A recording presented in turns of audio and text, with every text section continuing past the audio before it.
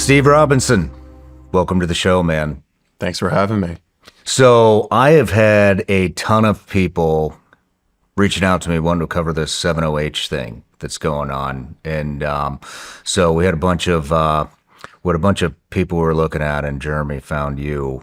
And I think we were going to get you on earlier about something too, but I don't know much about the subject. It sounds like a very, very toxic chemical that they're putting into stuff. And so I can't wait to dive in. Sounds like you're way ahead of the government on this right now. Well, I think the government's always way behind on the new substances that the fringe of society are using to get high.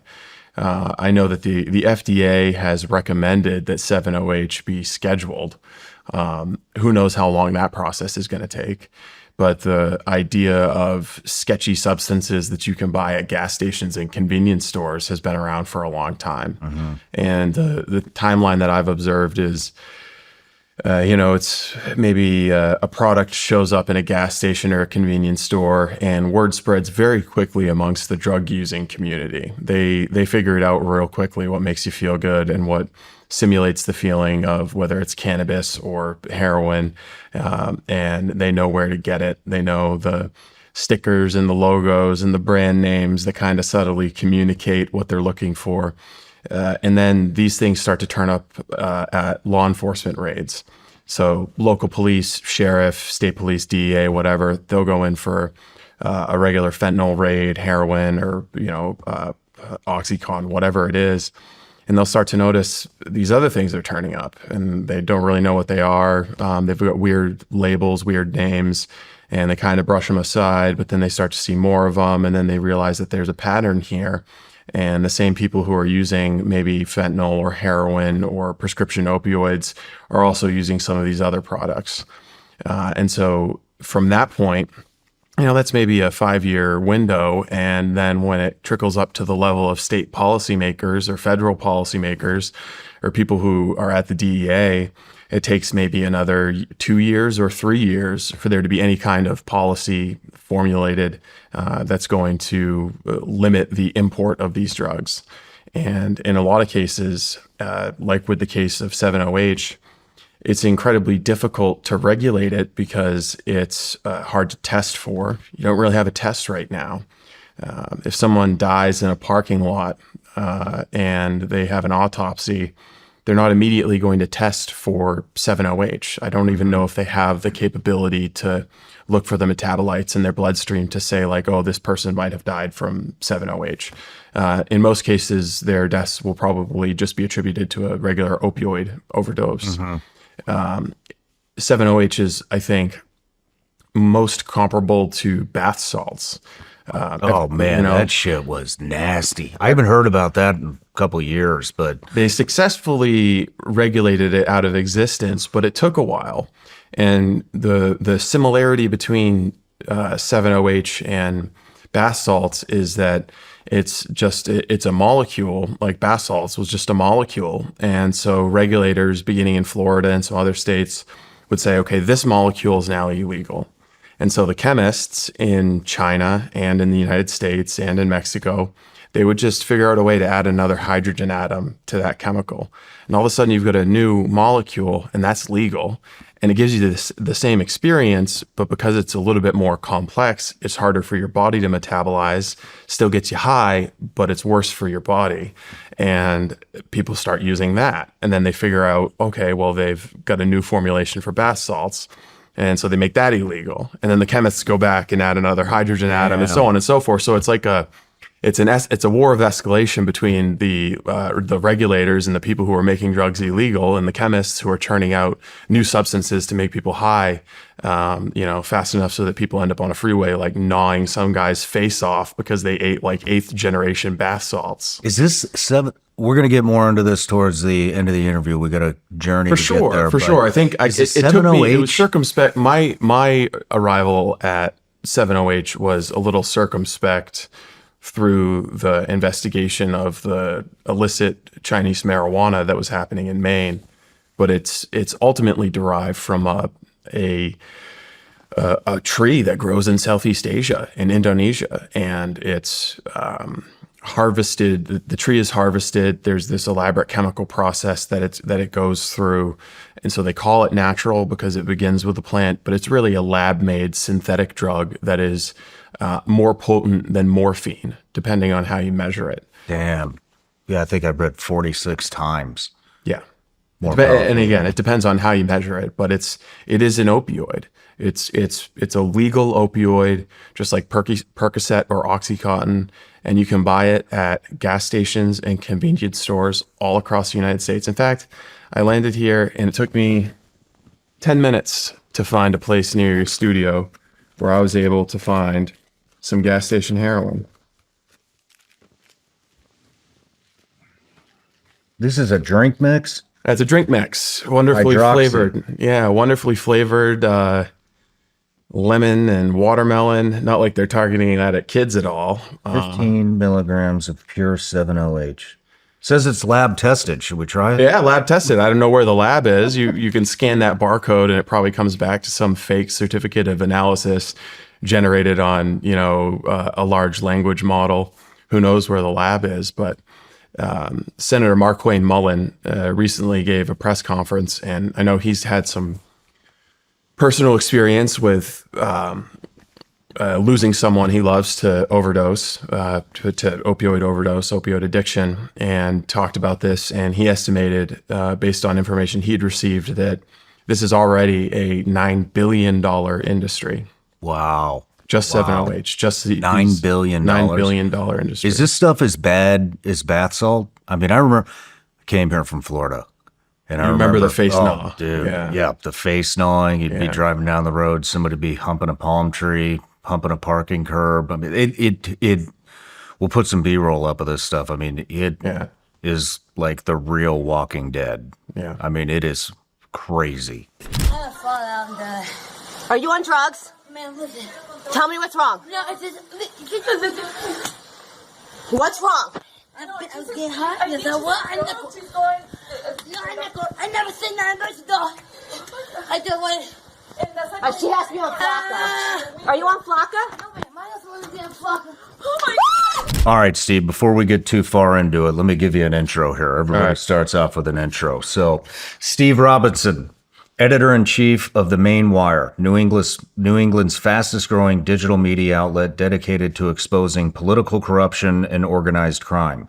Former producer of the Howie Carr Show, and he helped handle Barstool Sports' Kirk, can't say that name, show, Minihane show, along with the true crime podcast, The Case. The journalist who uncovered a massive Chinese mafia network stretching from rural Maine all the way to southeast China. Exclusively detailed how these criminals exploited U.S. Treasury subsidized loans to snatch up over 70 properties, putting the spotlight on vulnerabilities in our own system. Your work has been cited in congressional reports and featured on major outlets, resulting in over 60 hard-hitting articles, property raids, and arrests. Creator of the documentary High Crimes, the Chinese Mafia's Takeover of Rural America. And like I said, I think you are way ahead of the government on this stuff, 7-OH and gas station heroin.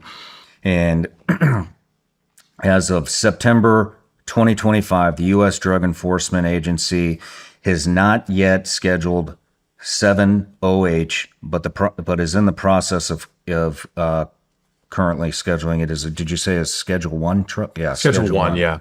So that's good. At least somebody's on this shit. But all right, a couple more things to crank out here. Everybody gets a gift. Oh, fantastic. Sorry, I don't have any 7-OH for you, but I do have some gummy bears. Thank you Vigilance very League much. gummy bears, made in the USA, legal in all 50 states. It's just candy. Beautiful. And then I have a Patreon account. It's a subscription network that we've turned into quite the community here. And so they're the reason that I get to sit here with you today. And so one of the things I do is I offer them the opportunity to ask each and every guest a question. This is from Kevin O'Malley. Is there any indication that Chinese nationals involved in organized crime are acting at the directive of the Chinese government? Yes. Yes. How so? So law enforcement sources that we've communicated with time and again have drawn direct, bright lines between the organized crime activities in Maine, in New York, California, Oklahoma, straight to the Chinese government. That's not satisfactory for me, that some law enforcement or government source says, oh, this is connected to the CCP.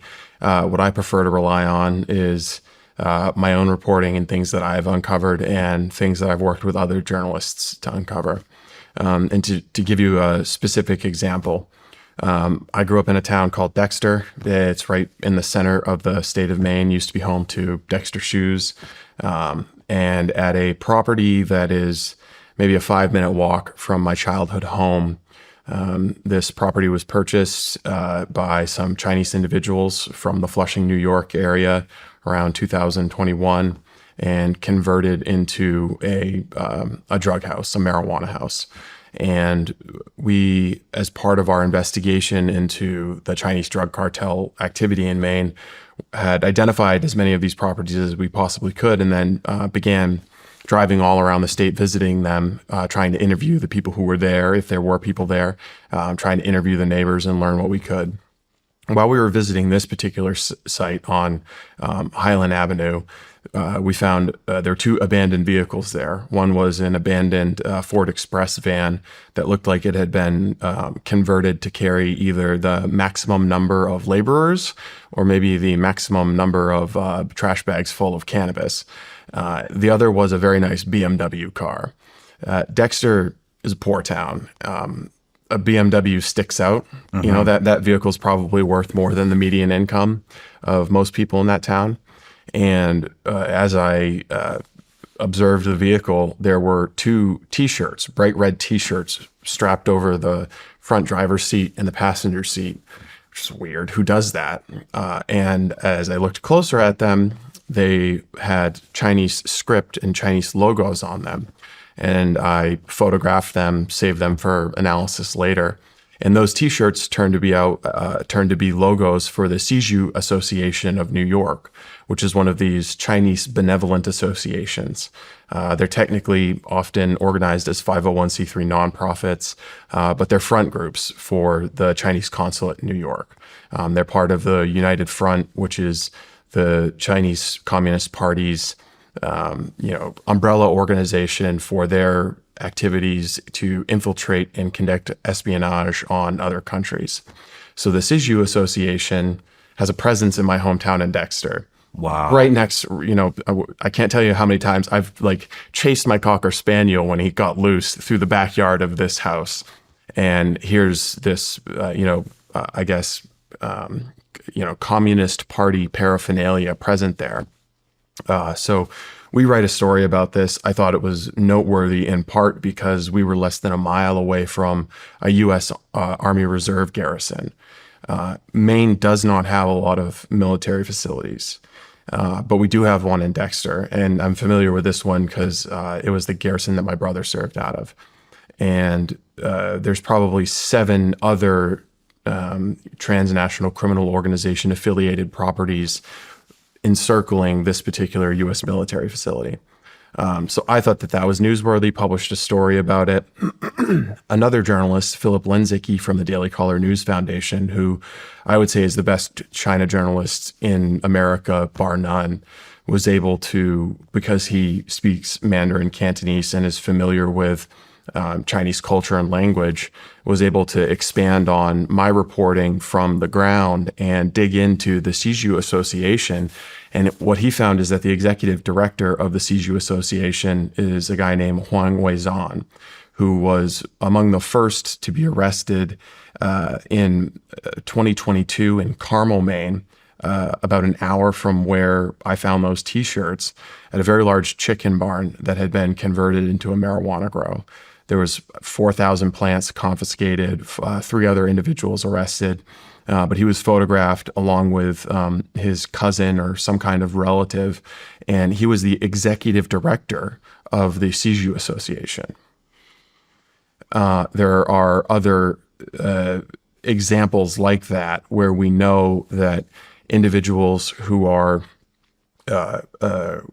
coordinating with the Chinese consulate in New York are directly tied to marijuana grows throughout Maine. And it's one of these things where it's sort of a puzzle that has to be fit together through financial records, real estate records, electrical records, physical inspections of the properties, eyewitness accounts, interviews with neighbors. But you can start to take this property in Dexter where those shirts were, then the barn in Carmel, and you can find out that this same guy hooked up the 400 amp electricity for this property and this property and this property, and the owner of this property also owns all of these properties. And if you look at it hard enough and long enough, you can start to see how all of them interrelate. It's not a case of a cultural phenomenon where Chinese migrants to the United States all glommed onto this idea that they could come up to America and make a bunch of money growing pot. It is a coordinated and sophisticated effort. There's a playbook that they have that they developed in California, Washington State, and in Oklahoma. And when Maine legalized marijuana in 2020 and formalized our adult use recreational and medicinal programs, they brought that playbook to Maine. Shit. So, and this is kind of where your journey starts within Chinese organized crime in Maine, correct? Yes. All right. Let's do it. Let me strap in with the nicotine here. So let's start at the beginning. What got your interest in Chinese organized crime in Maine? Because I've got family up in Maine, and I don't see a lot of Chinese, or Asian population. I see a lot of Somalis, but I don't see a lot of Chinese. So how did Because that they're not allowed to leave the house. Say that again? They're not allowed to leave the house. Who's the Chinese? The workers, yeah. For the most part, they're what amounts to indentured servants. The people who are seen at these properties are victims of trafficking. And there was actually, this is getting a little bit ahead, but there was an indictment handed down in the District of Massachusetts in July, in which, first and most importantly, it showed that these guys were reading my reporting on their activities in the state, but also they were smuggling people from China into Mexico across the border, flying them to New England, stealing their passports, putting them in safes, and bringing them to marijuana grows in Maine. And it was, you're working at the cannabis house to work off your snakehead debt. Gotcha. You're going to work here until you've paid back the money you owe us for smuggling you here. Gotcha. I want to be clear. I want to do this interview, one, to bring awareness to what's going on. I mean, it sounds like, there's putting all kinds of chemicals and shit in marijuana, CBD, and then all the other stuff that we're going to dive into here. But, I want to bring awareness to that. Not only, hopefully it does get scheduled as a Schedule 1 drug, the 7-OH, but also to, people that are dabbling in that don't know what they're getting into, how addictive this shit can be and how it can completely ruin your life. So those are my goals, but let's dive in. So how did the Chinese organized crime in Maine pop onto your radar?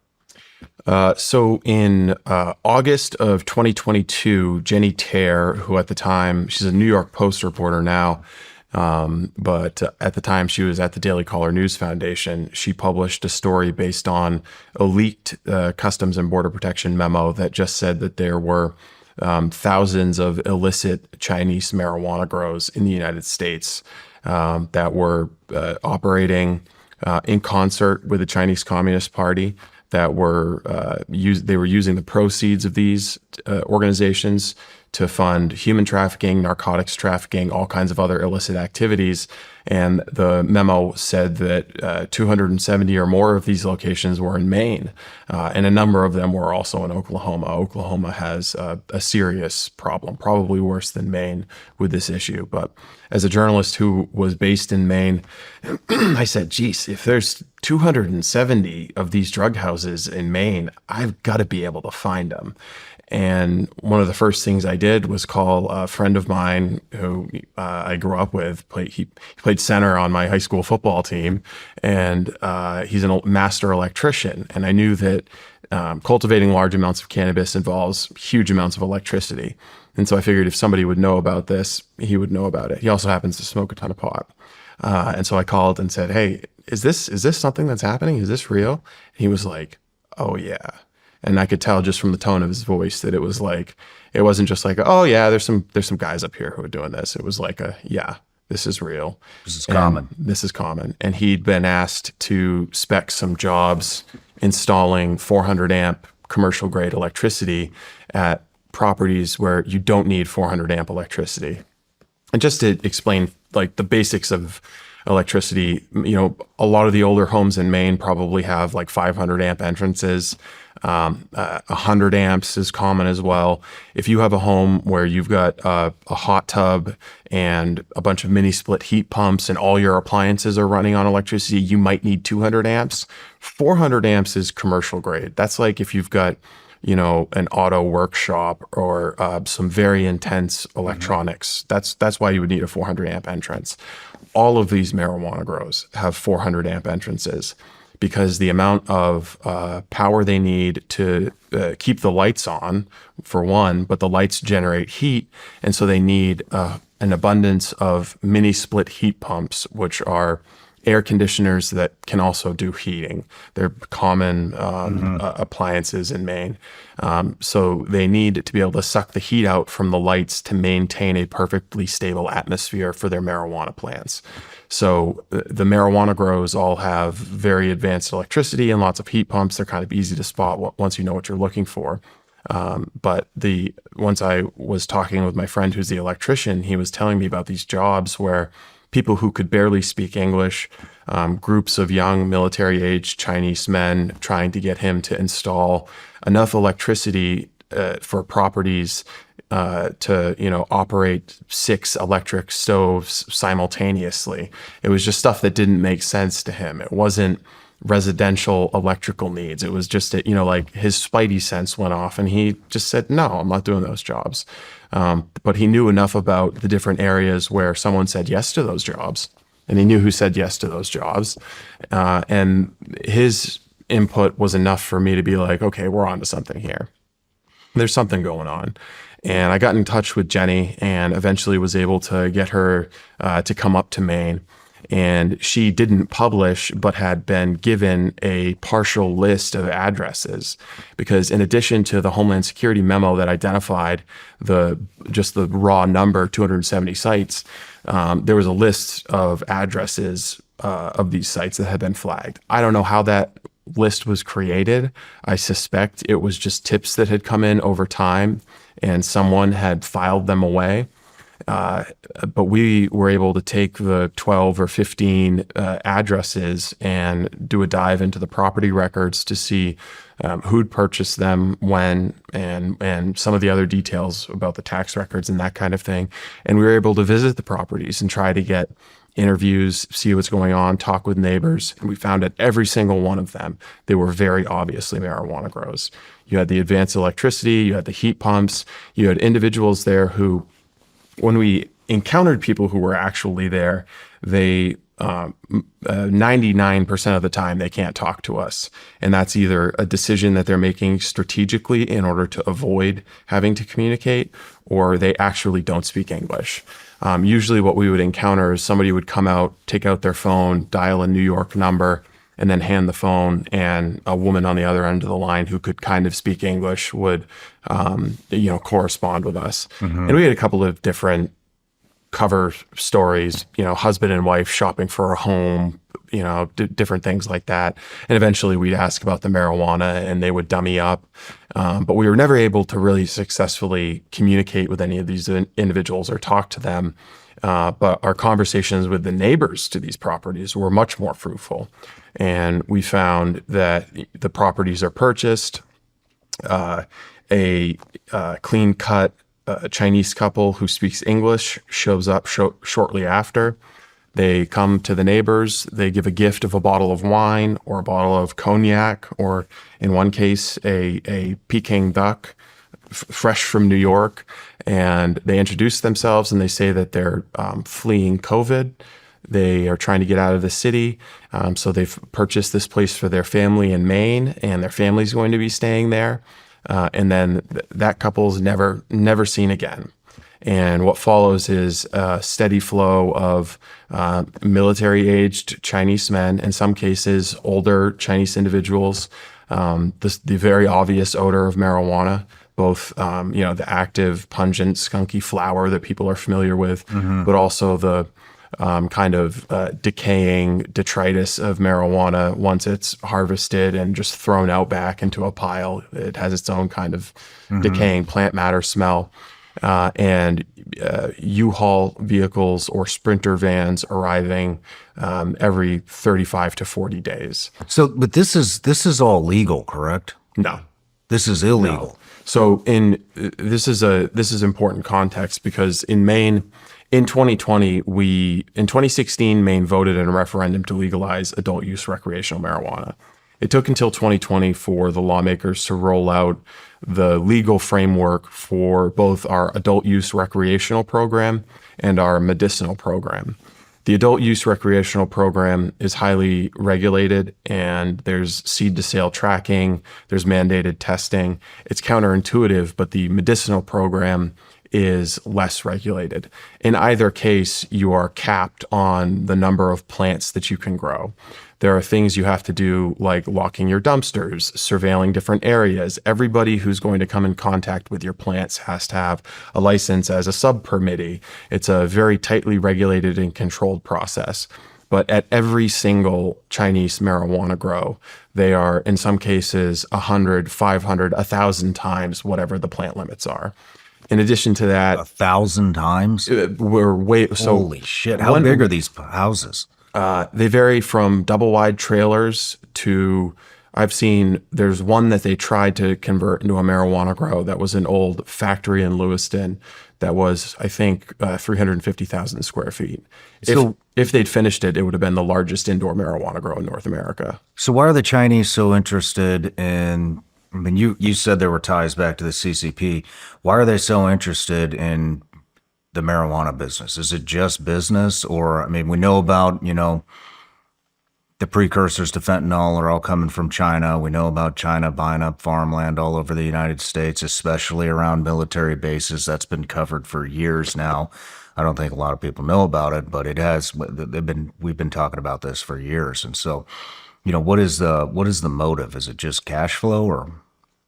It's a very low risk activity. It's a very low risk way to generate huge amounts of cash.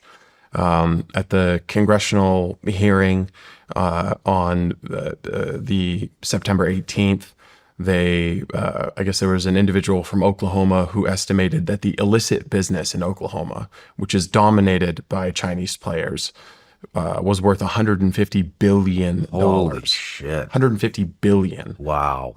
And it's a cash business. It's a cash business everywhere you go, whether it's legal operators or illegal operators, because the federal prohibition prevents you from accessing traditional payment rails. So you can't swipe a Visa credit card and buy marijuana at a dispensary. You have to use the ATM that they have at the dispensary. So you're dealing with, just in Oklahoma, $150 billion a year in illicit sales, all cash. In Maine, they've estimated that it's somewhere between $4 and $5 billion.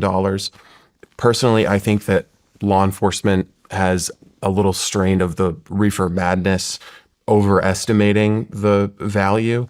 I don't think they fairly take into the equation the costs of doing business, reinvesting in new real estate, buying chemicals, buying spools of copper wire to put together a marijuana grow. So I think that might be a little bit on the high end, but we're talking about massive, massive amounts of cash that are then reinvested into new real estate and other malign activities of the CCP. Some of this stuff goes far beyond the remit of a journalist from Maine. So why are they, okay, I just want to get to the bottom of it, and so is this a business that they've generated to procure more real estate in the United States, or are they poisoning the marijuana, or, it could be anything. China has so many angles on us. Yes, and yes. What am I missing? So the cannabis that they're producing more often than not has pesticides on it, banned substances. There are 13 or 14 different pesticides that have been identified at Chinese grows in California that are prohibited for use in the United States on anything. And these are indoor. They are indoor grows. In the Siskiyou Forest in Northern California, they have what are called hoop houses. We can find the YouTube video of some people who have flown drones over them, but they're like city-size areas where they put up these hoop houses, which are greenhouses.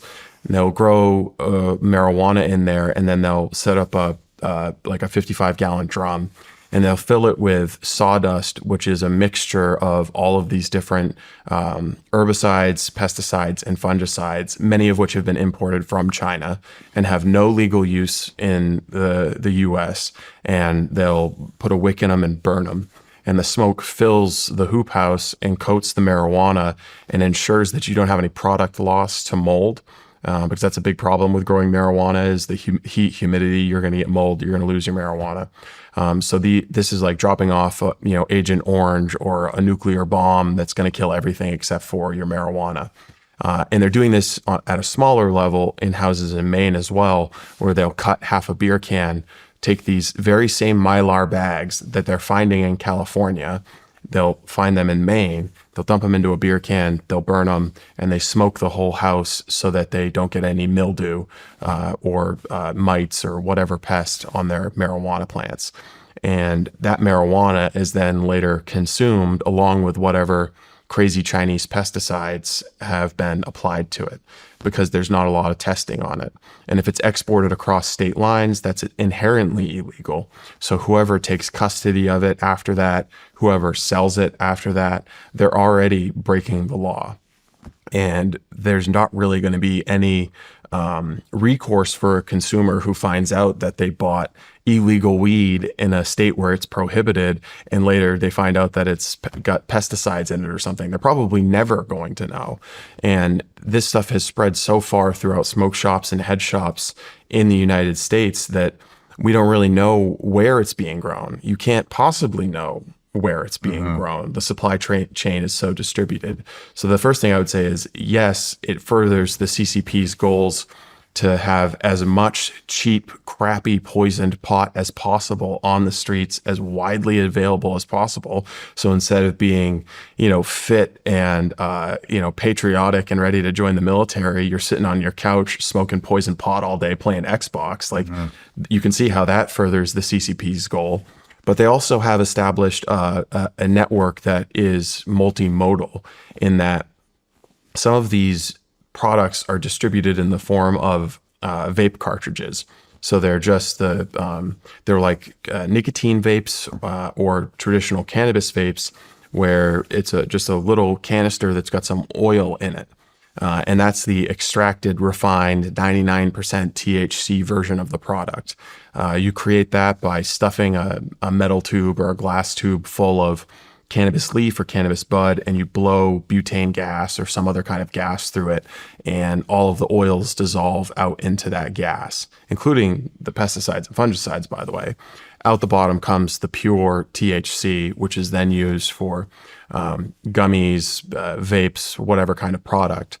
But the end result is that you've got these little teeny weeny canisters that you can sell at hemp shops, head shops, wherever, all over the United States. And people are going to pay to have them distributed. People are going to pay to buy them, and they're going to put them up to their mouths, and they're going to suck on them because they think they're going to get high. And if you were a planner for the Chinese military and you wanted to do something bad to the United States, what better network for the distribution of a chemical or biological weapon than a network that's going to self-distribute these little vials, millions of them, to 10,000 different little tobacco shops and head shops all across the United States, and people are going to suck it directly into their lungs. So there's a lot of hypotheticals and potentials there, but it certainly exists, and that's the network that they've built. And in the meantime, they're accruing hundreds of billions of dollars to do whatever they want with, to support human trafficking, to support bringing things across the border, to support buying up properties in New Hampshire, to support buying up real estate next to military bases.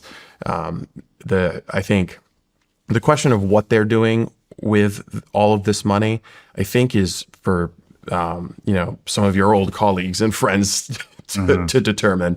The FBI, I think, should be on this. The United States government should be answering those questions and tracking that money. But what we've found in Maine is how they're generating the money and the schemes that have allowed them to do it now for 5 years without attracting a significant degree of attention. Do you ever want to just turn off the news and ignore politics? I know I do, and it can be overwhelming at times, but we're citizens of a republic, and it's important to me to know and understand the United States Constitution. That's why I'm so excited that Hillsdale College is offering a brand new free online course called The Federalist. The Federalist Papers were authored by founding fathers Alexander Hamilton and James Madison, and they shaped the foundation of American democracy. They show how the Constitution created a government strong enough to protect our rights and restrained enough to prevent tyranny. I learned how checks and balances still safeguard our freedom today. The Federalist includes 10 lectures, each about 30 minutes long. There's no cost to sign up. Plus, Hillsdale offers more than 40 other online courses, and they're all free. Go right now to hillsdale.edu/SRS to enroll. There's no cost, and it's easy to get started. That's hillsdale.edu/SRS to enroll for free. hillsdale.edu/SRS. There are a lot of choices out there for cell phone service, and new ones seem to pop up all the time. But one company continues to stand out: Patriot Mobile. The best part? You don't have to sacrifice quality or coverage to make the switch. Patriot Mobile gives you access to all 3 major U.S. networks, so if you have service now, you'll have just as good, if not better, coverage with them. Worried that switching is a hassle? It's not. You can keep your number, keep your phone, or upgrade. And their 100% US-based team will walk you through everything and get you activated in minutes, all from home. Still in contract or owe money on your current phone? No problem. Patriot Mobile even has a contract buyout program to help you make the move. They're good people running a good company, and they actually care about American values. That's hard to find these days, so check them out. Visit patriotmobile.com/SRS or call 972-PATRIOT. Use promo code SRS for a free month of service when you make the switch. I'm super excited to announce a project that I've been working on. I partnered with Ironclad for their newest original series, Target Intelligence PSYOP. It's an 8-part audio experience where we find out who is really pulling the strings. Enjoy this trailer and stay tuned to the end of the show to listen to the prologue. Buy it today at psyopshow.com. Link is in the show notes. The stakes have never been higher. Do you feel it? That something's off?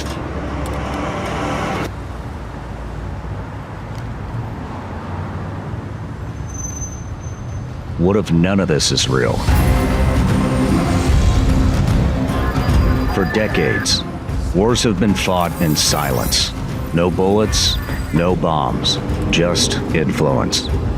They're called psychological operations, PSYOPs. What if it's all designed for you? Find out who's really pulling the strings. I'm Sean Ryan, and this is Target Intelligence PSYOP, an Ironclad original. In this 8-part audio experience, we uncover the ghosts in the machine. Buy it today at psyopshow.com.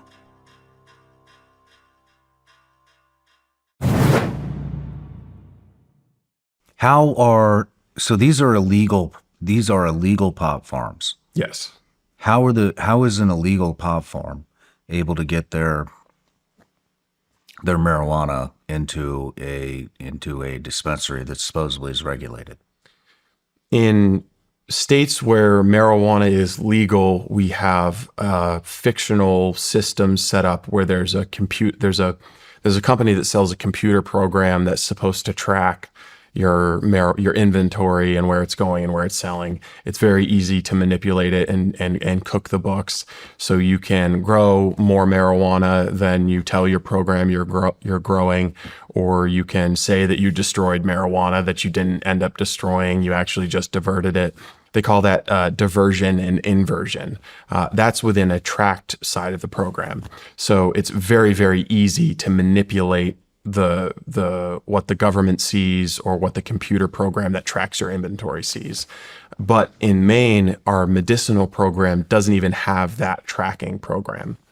So within the existing legal marijuana system, there are all kinds of loopholes. And the Chinese are very skilled and very adept at exploiting these loopholes. To give you a concrete example, in the beginning of Maine's experience with Triad Weed, there were some individuals who came up to Maine. One of them was Johnny Wu. Johnny Wu comes up to Maine, speaks great English. He rents a facility outside of our state capital. He's growing marijuana there. He gets his medicinal marijuana license using his Massachusetts driver's license and purports to be complying with all of the rules. But he, using his approved marijuana card, can go around to all of these other grows and grab their illegally grown marijuana and then bring it to dispensaries and offer it to them and say, oh, no, this is legal. I grew it. See, I'm legal. This is my licenses. Pay no attention to the fact that all of this flower looks different and it's all in different baggies. And you can know just based on common sense that it didn't come from the same grow. But I've got my license. Your ass is covered. And oh, by the way, it's 50% what some other guy's going to charge you. And this is in the middle of the pandemic when the state of Maine was in this severe lockdown, so much economic uncertainty. People are trying to put bread on the table. And somebody's offering you half-price weed that you can mark up and make a buck off of, yeah, you're going to take them up on it.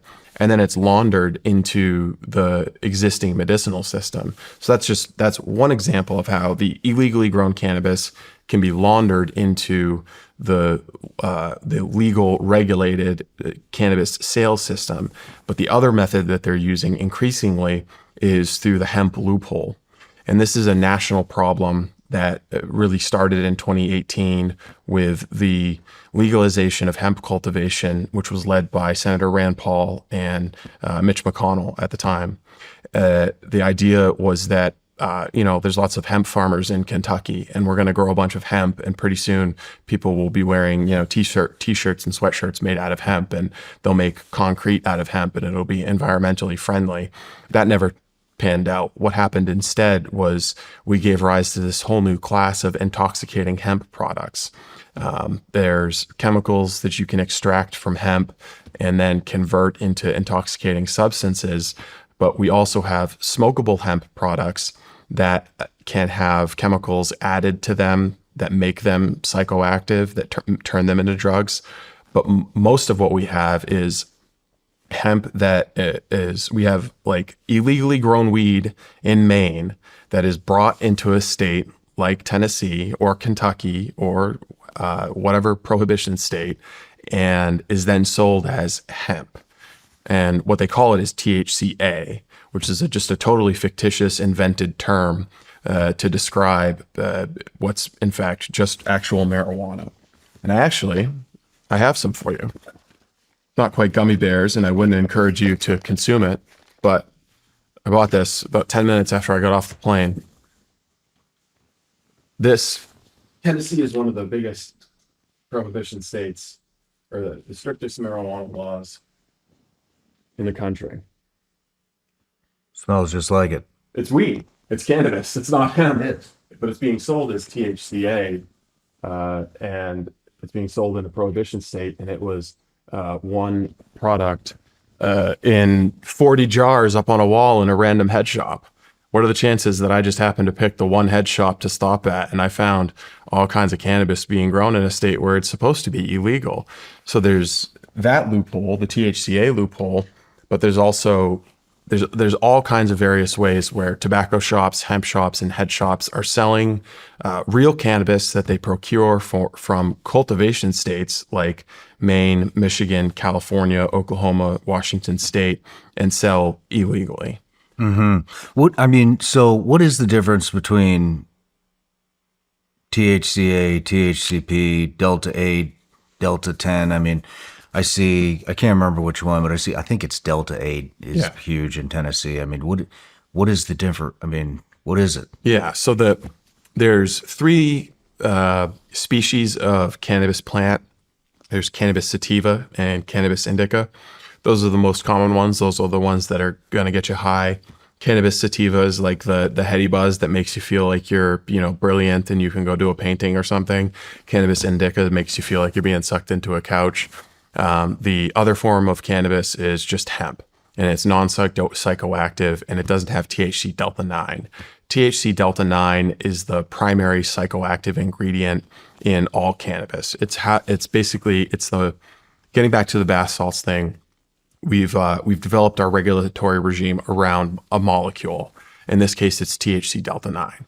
So when we created the hemp law in 2018, we decided that anything that tested at a certain point in time as having a small enough percentage of THC delta 9 was going to be treated as hemp, not illicit cannabis, not a drug. And that was going to allow for this hemp industry to flourish. So THC delta 9 is the primary psychoactive ingredient, but it's one of like 150 different cannabinoids that are present in the marijuana plant. There's a bunch that are non-psychoactive, CBN, CBA, some that are helpful for sleep, some that are helpful for anti-inflammation. There are some genuine medicinal properties to cannabinoids that are found in the marijuana plant. CBD is a large one that I'm sure you've seen marketed all over the place as a cure-all for joint pain and sleep, whatever. But in addition to those cannabinoids, you also have Delta 10 and Delta 8, which I would describe as Delta 9 adjacent. So they're kind of like THC Delta 9. They're going to give you a little bit of the experience of a high. If you're a veteran marijuana user, you're not going to recognize it as the same experience. But if you're an 18-year-old taking a puff off a vape for the first time, you might not know. And because they do not contain THC delta 9, they are regulated in a different way and can be available at smoke shops through different age gates. They can be available at smoke shops in non-legalization states. And one of the other ways that we regulate cannabis products in this country that just doesn't make sense is whether they're hemp-derived or cannabis-derived. So you can derive CBD from a hemp plant grown in Kentucky, and through a small chemical process involving heat and acid, turn it into THC delta 9. And it's identical chemically to the THC delta 9 that would come from a cannabis sativa plant grown in Maine, but it's regulated totally differently. Interesting. Even in Kentucky and Tennessee, wherever, in Maine, totally different regulatory system. So in Maine right now, I can go into gas stations and I can buy a beverage that's 5 milligrams Delta 9 THC hemp derived. But if I wanted to buy cannabis sativa derived beverages with 5 milligrams THC Delta 9 in them, I'd have to go to a dispensary, show my license, go through a whole different regulatory process. And the process to create those products would be totally different. The analogy I've used is it'd be like regulating alcohol differently depending on how it was formed. Like regulating, corn whiskey in one way, but potato vodka in another way, because corn-derived alcohol is in some way different than potato-derived alcohol. It doesn't make sense, but that's the system that we have right now, and that's the loophole that has allowed some of the least ethical players to reap the biggest rewards. Because we've set up a system now where what they're effectively doing is a form of arbitrage, where they know that they can safely and for low risk grow and cultivate in states like Maine or California or Oklahoma. and then take that product, and instead of selling it in Maine for bargain store prices, they can bring it to a prohibition state and sell it through a smoke shop or a head shop or tobacco shop, and they're going to make more money, and the money's also going to be clean once it comes through the Visa payment processor. Are the Chinese involved in the hemp stuff too? Yes. They are. Yes. It's really all one, I guess one system or one network. There's not a lot of differentiation between the hemp and the cannabis. There's cannabis that's being passed off as hemp. There's hemp that's being passed off as cannabis. And once they call it blowing it out. So once you take, in Oklahoma, you can grow a huge field of hemp legally, harvest it, and you blow it out by putting the plant biomass into a canister, passing the gas through it to do gas extraction. And then the end result is all of this oil. And there's a couple of different cannabinoids that are in that oil. With hemp, the most prominent one is CBD. And you can convert that CBD into THC. They call those products conversion products, and then that THC is indiscernible from the THC that you would get from growing cannabis at a flop house in Dexter, Maine. So they're basically the same thing, but our politicians and our regulatory system treats them like they're completely different. Like Representative Comer just the other day put out a statement about the value of the hemp industry and how important hemp farmers are the backbone of America. And, I'm sure that there are a couple of guys who are growing hemp in an honest way to use it for industrial products. But the most of the hemp is being used for consumable hemp products. How long ago was it that you found out about the 270 homes that the Chinese are using in Maine? That was in 2022. How many are there now? Probably 500. 500? Maybe more. More than that. So it's over. Yeah. And it's not just houses where they're growing marijuana. We found boarding houses, places that are set up for, a large number of guys to eat, sleep, and shit in between cycles, going out to tend to the marijuana plants. That was in 2022? Yeah. Or 2022, you found 270 homes. Now there's well over 500. Yeah, so in 2022, that was when the memo came out revealing the existence of these locations.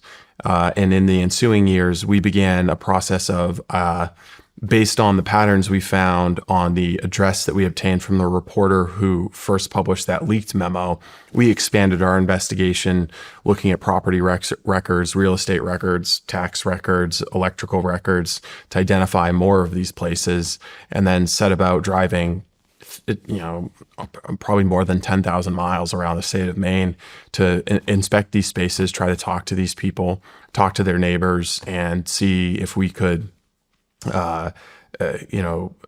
put some reality around this story that had come out. Because, I've been in conservative media long enough, so I've seen these flash in the pan stories where it's like, oh, the Chinese are doing this, the Iranians are doing this. And it's like, are they trying to like scare me? Are they trying to use me in some way? And this was around the time too, when there was a lot of stories coming out that were like, the China spy balloon is, coming over the North America. And there was some stuff that just seemed like they were trying to push this narrative of conflict with China. So I was a little bit skeptical of it at first. So I wanted to actually get out and see for myself firsthand what was going on. And then through that process, we identified, without having any leaked information, the 270 sites that the Department of Homeland Security was aware of, and actually identified, we actually identified more than they were aware of. And I eventually did get the Department of Homeland Security list through a source. And I was a little bit embarrassed for them because mine was way better. Wow. So were these, I'm just curious, were these properties already there and you discovered them, or are these new properties that they're buying? What I'm getting at is, it's been 3 years since 2022 now. So you're saying there's over 500 of these homes, in the state of Maine. So are we seeing real estate double every 2 years, or are you just finding out more that were already in existence? You see what I'm saying? Yes, I think it's a mixture of both. I think I'm finding new ones that had already been operating, but they are at a point where they're building themselves new facilities that are more suited to what they need. They're building facilities that are larger, that are more industrial in nature and are closer to the I-95 corridor, and have better security. And in part, I think that's What kind of security? I mean, gates, security cameras, motion sensors. You know, there's some that I've been to where, you know, maybe 40 feet before you drive past the foot of the driveway, you pass a motion sensor and lights go on at the end of the driveway. Okay, so we're not talking about Kinda armed. No, security. I've never seen people carrying guns. I've heard stories from neighbors about them being alarmed by hearing target practice and gunfire. I've never seen anyone armed with guns. I've been chased off a lot of sites by angry guys driving black Toyotas. They all love black Toyotas for some reason. I don't know what it is. They love Toyotas, but they by and large don't flaunt firearms. I've heard, I have some sources who have done work on these properties because once in a while it's necessary for them to interact with white contractors if they need propane work, for example, if they need electrical work. There are some things that they can't do themselves. They prefer to do all of their handiwork themselves because it doesn't allow, eyes peeping into what might be happening there. But I've heard, stories about large grows in very rural parts of the state where there are an abundance of military-age men dressed similarly. Not in. It was described to me as fatigues, close crop hair, and one of the things like an electrician, for example, will do when they're installing 400 amp service at a barn in rural Maine. So they'll go inside and do load testing to try and make sure that everything's worked out. And this individual told me, when he tried to go inside to do load testing, which is something he's done hundreds of times at all of the properties that he's visited, two Chinese guys grabbed him, stopped him and said no, and physically escorted him off the property and stuffed two $100 bills in his back pocket and said, coffee money, coffee money, coffee money, and pushed him off the property. And we've had, a lot of stories like that of technicians being met at the driveway of facilities and told they can't enter, even though they'd been called to help service some kind of electrical need.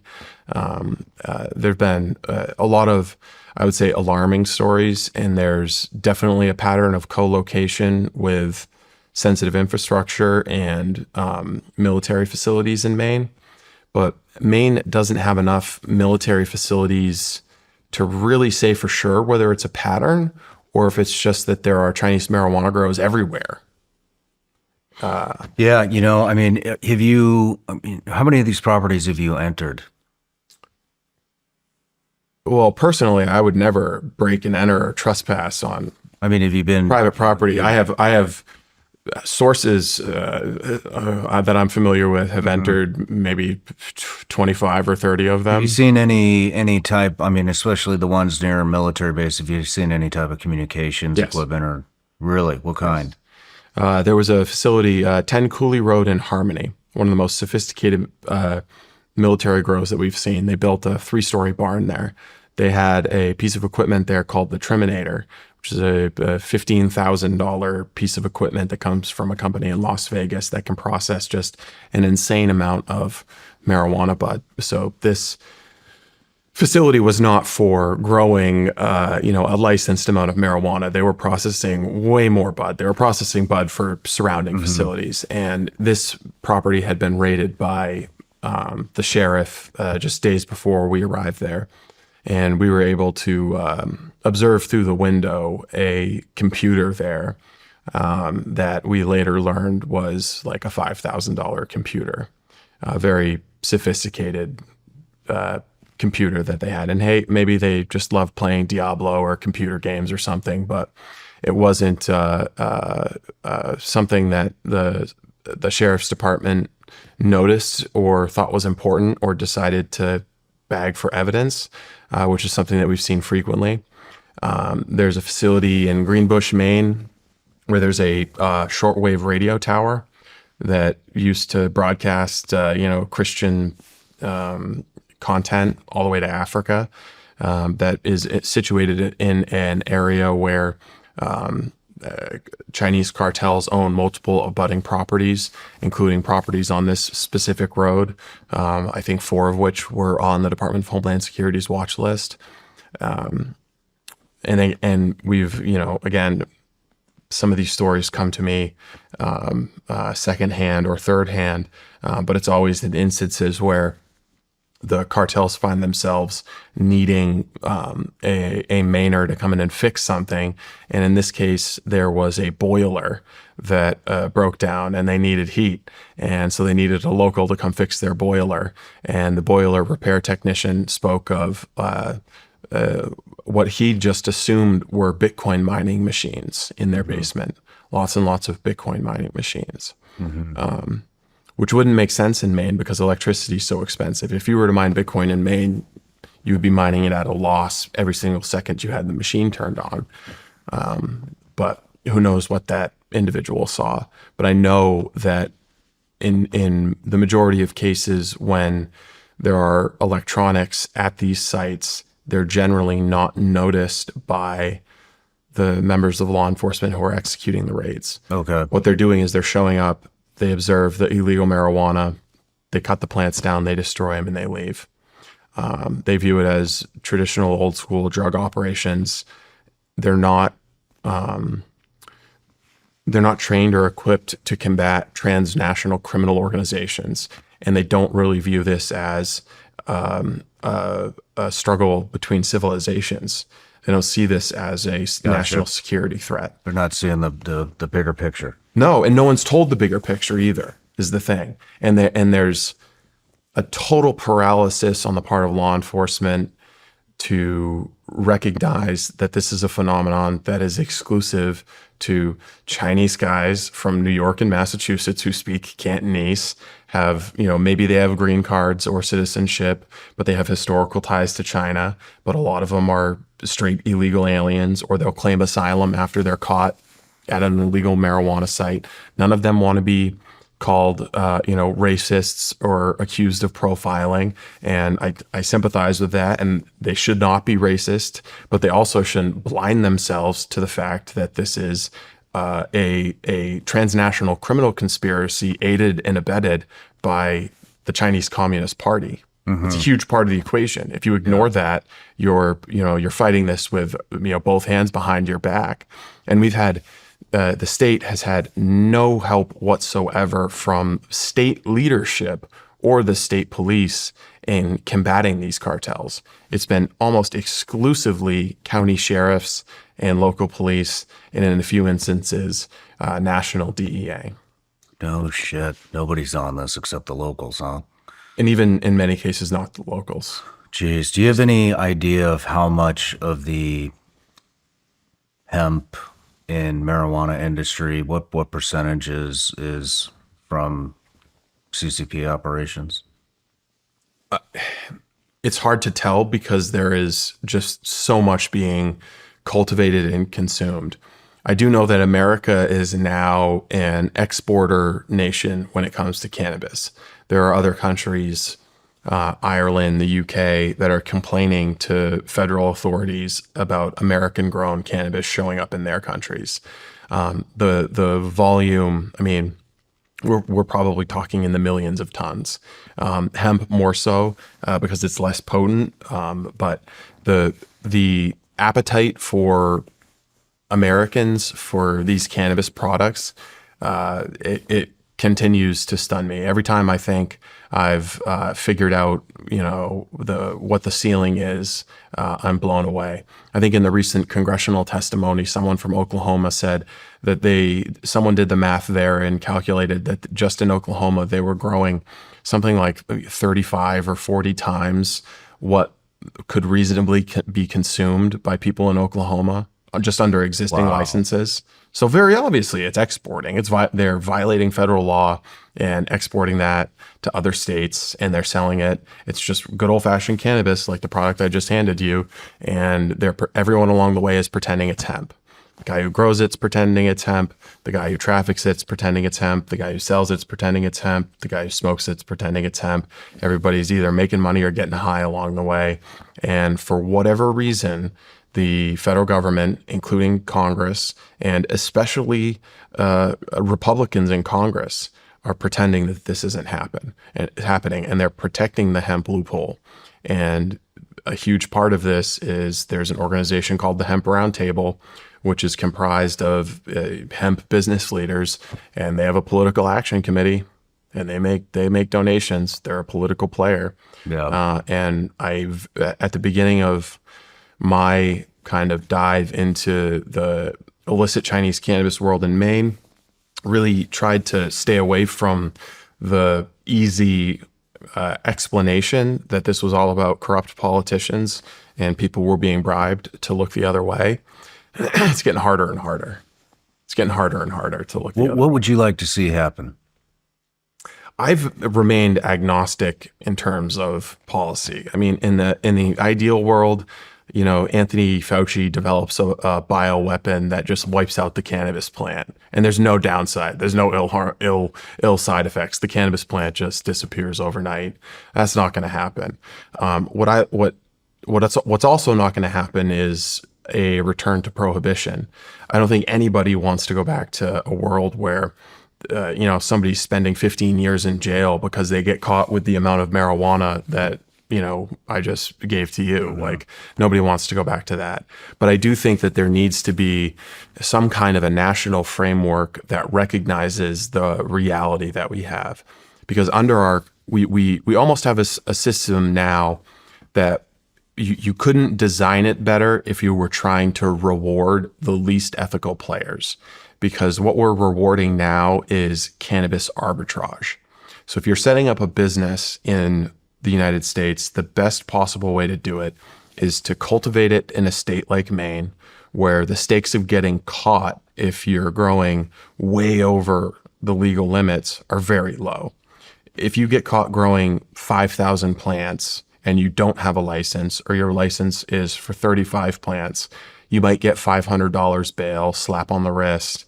If you're a Chinese illegal alien, you might get deported back to China, but probably not. You can just post your bail and disappear back into New York, but there's going to be no penalty for it. You grow it illegally in a state where it's legal to cultivate it in some ways, bring it to a tobacco shop and sell it illegally as hemp. And you benefit from not paying fees, not paying taxes, but you also have access to the existing payment rails. Like, you can use Visa, you can use your traditional bank account, you can use Square, you can use the traditional payment rails, and the money's clean once it goes through the tobacco shop. It's not drug cash money. It's clean, and that's the most profitable way to do it. That's the system that we've created and rewarded. And the people who are willing to break federal law by crossing state lines, by growing over the limits, by selling a product as something other than what it is, are the people who don't necessarily have the best business ethics. And because they're willing to take advantage of this system the way it is now, they're making billions of dollars. Not one person individually making that much money, but the people who are engaged in this enterprise are making huge amounts of money. So if you were to have at least a national framework that established rules for the road for doing this kind of thing, you could take away the advantage that the least ethical players have when it comes to exploiting this arbitrage. The system currently forces the cultivation demand into states like Maine, Oklahoma, and California to feed the appetite for the entire country. So Maine is growing way more cannabis than can ever be consumed by Mainers. Same for Oklahoma, same for California. And it's not just the Chinese. There's other cartels that are involved. And there's other just straight up American businesses that are involved. Increasingly, people in Maine are looking at the lack of consequences for the Chinese cartels and saying, fuck it, I'm going to do the exact same thing. And if you were to have at least a bit of a national framework and legalize some form of cultivation in other states, it would take some pressure off of states like Maine. And maybe it's selfish of me as a Mainer to say, like, other states should also be dealing with this problem, so it's not so intensely focused in my backyard. But there needs to be some kind of a federal recognition for this. Yeah. And in terms of the Chinese specifically, there needs to be a very deliberate, targeted effort to go after the money and all of the properties. According to our research, there were at least 75 of these properties were acquired using mortgages. All of those mortgages were from the same company. The loan officers on those mortgages, 2 of them did those mortgages. One was a Chinese national, one was a Taiwanese national. Wow. Those need to be looked at because in those mortgage documents, they swore to make those houses their primary residences. Instead of making them their primary residences, they turned them into illegal small businesses, marijuana grows. That's bank fraud. Every single one of them should be facing bank fraud investigations. And yet to be published material, there are 4 realtors in the state of Maine who are connected to more than 300 of these properties that would go on to become Chinese marijuana grows. All 4 of them born, raised, educated in China. No shit. Okay. But they're very integrated. One of them's a mechanical engineer who just happened to find her way to Maine and get involved in real estate. But all four of them are Chinese nationals. Some of them have obtained citizenship through marriage or have maybe some kind of legal status. They don't know exactly what their status is, but you can pull their sale history and see the properties that they were the agent for the property buyer on, and connect it to the Department of Homeland Security list, to my list, to the list of properties that have been raided.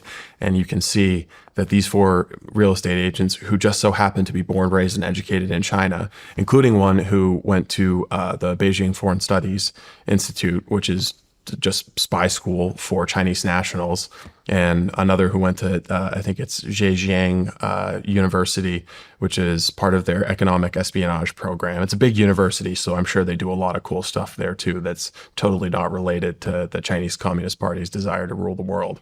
But those are some avenues that I would pursue from a law enforcement perspective. You've got to squeeze the money and squeeze people at the higher levels, because our approach so far has been to, kick the door in on a marijuana grow and arrest whoever's there and destroy their plants. Mm-hmm. And a couple things happened after that. So you arrest the guy who's there. The guy who's there is probably a victim of human trafficking. He has no idea who his boss is. He probably only interacts with his boss through WeChat. He gets instructions. He's told when a pickup's coming, and maybe he sent some money. He's told when his shipment of groceries is coming. He's maybe given some instructions about how to grow his plants or deal with, pesticides, whatever. But he is a victim of trafficking. He's a victim of Chinese communism. He's not the main culprit here, but our justice system is like, yeah, we got him. We got the bad guy. We found this illegal pot grower. And so we put him in jail and we take his mugshot, and, he goes through the criminal justice system and gets a slap on the wrist, and the cops and the courts and everybody pats themselves on the back and says that they did a good job. But what happens after that is the person who owns the property, who wasn't there and probably will never be there, just somehow another person turns up and starts that marijuana grow up again, and they'll go get a marijuana license, and then they'll try to at least fiend like they're doing it the right way. Yeah. And we've seen examples of this in Franklin County, Maine, like the western corner of Maine. There was a house that the Franklin County Sheriff raided. We showed up there maybe a day or two later, and we're surveilling the house, and there's a truck from Grow Generation, which is a very prominent grow supply company. Big box truck backed up right up into the driveway, and a crew of like 5 Chinese guys are offloading grow supplies. This is 2 days after the place has been raided and a bunch of plants destroyed. And I called the sheriff, and I was like, hey, they're right back at it. Just so you know, like I'm watching them get this thing spun up again. And he says, yeah, I know. They say they're getting a permit now, so there's nothing I can do. So once they get that permit, they're untouchable in law enforcement's eyes. So the current approach, which is to act like you're dealing with, dime store drug dealers, or, like the guys in the 1980s who'd be growing a little bit of pot in their barn or something, that's not working. You've got to go after the higher level, and you've got to go after the money. And we're seeing glimpses of that in the form of the indictment that I mentioned earlier. Leah Foley, the U.S. attorney for the District of Massachusetts, handed down an indictment related to illegal Chinese marijuana grows in Massachusetts and in Maine. These guys are busted living in a $1.5 million house in a cushy suburb in Massachusetts. One of them even had a T-shirt with a graphic on the front of it of Chinese guys who were taking U.S. currency and putting it through a laundry machine, like actually laundering the money. So just like a little too on the nose. He also had, I think it was a Porsche with a hidden compartment in it that had like $250,000 stuffed in it, and $75,000 Cartier bracelets and Rolex watches and that kind of thing, and a safe filled with passports from his trafficking victims. Interesting. Wow. And if you look through that indictment, they list a couple It of... would be another avenue would be to hit them with the trafficking, which they should be doing anyways. And they will, I think. I think Leah Foley is planning to, but trafficking cases I've discovered very, very hard. They're very hard. There's one in involving Navajo Nation land. Individuals were trafficked from China, promised flower cutting jobs, and they were brought over the border into a Navajo reservation land and had their phones and their wallets and everything taken away, and then forced into marijuana growing facilities. And there's a massive case there that does hinge on human trafficking. But the indictment in Massachusetts lists some of the techniques that were being used to move money around using lawyers and real estate companies.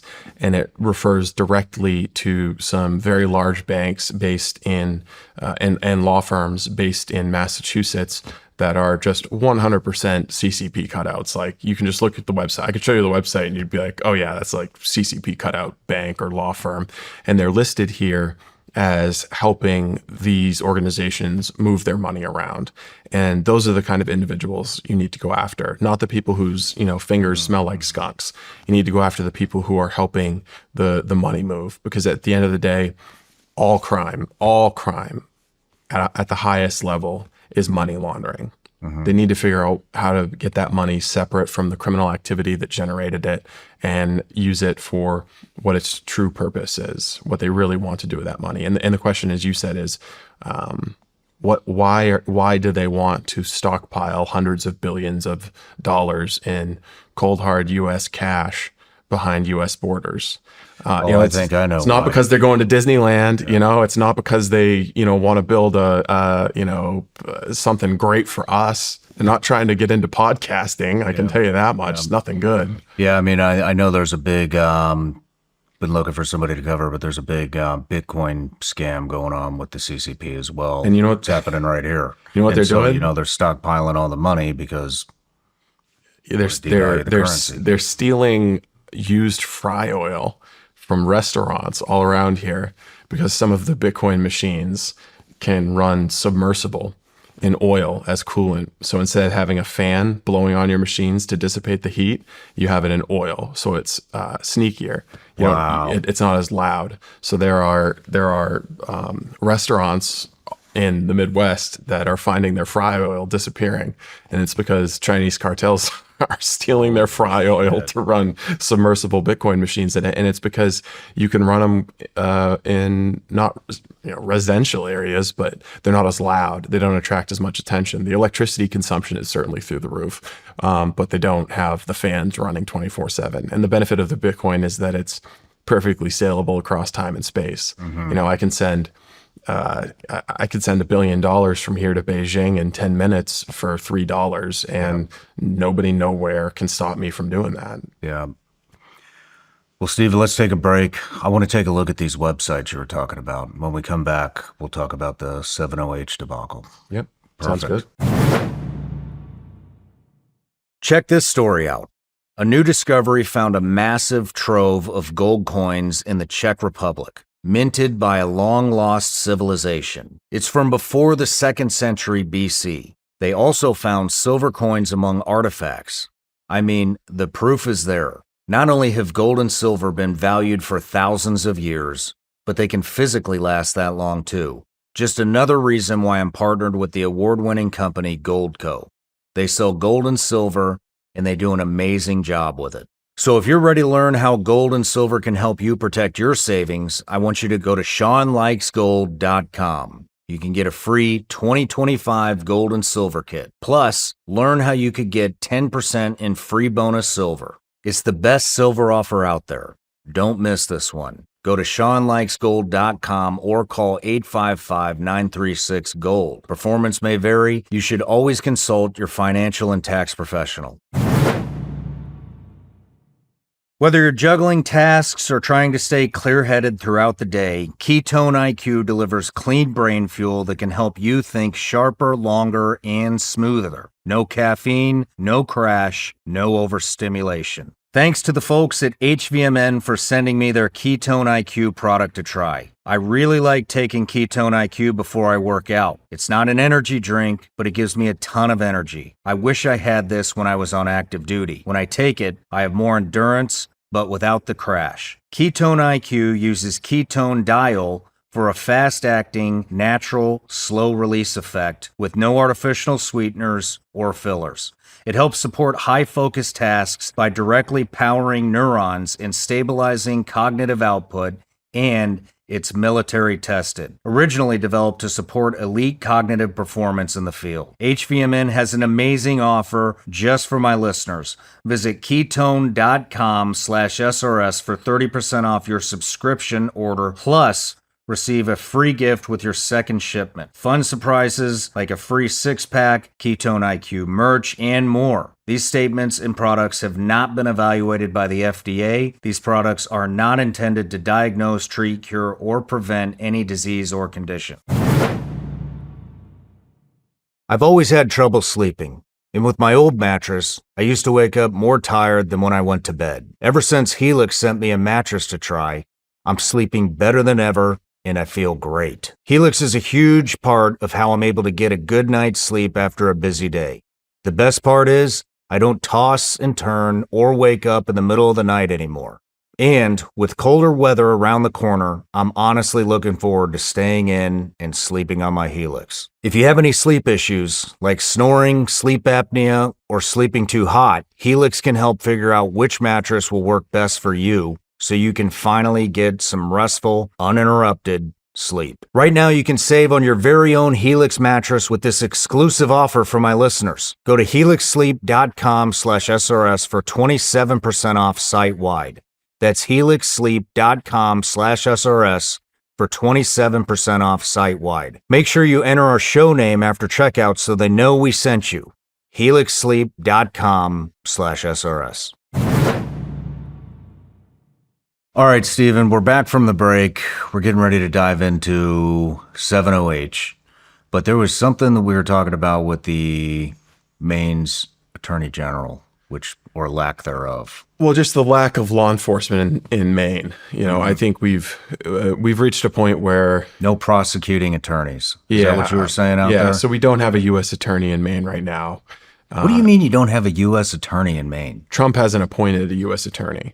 The Biden U.S. attorney, Darcy McElway, did a few indictments at the federal level of some of the individuals involved in the Chinese drug cartels. Really just the bare minimum. Very politicized office. She wasn't as aggressive as she could have been. She didn't act in the best interests of the state. We were talking about the governor. Yes. Something about the governor. So Darcy McElway was rewarded by the governor with a judgeship after she retired from the U.S. attorney post, which remains vacant. Trump hopefully is going to be filling that soon.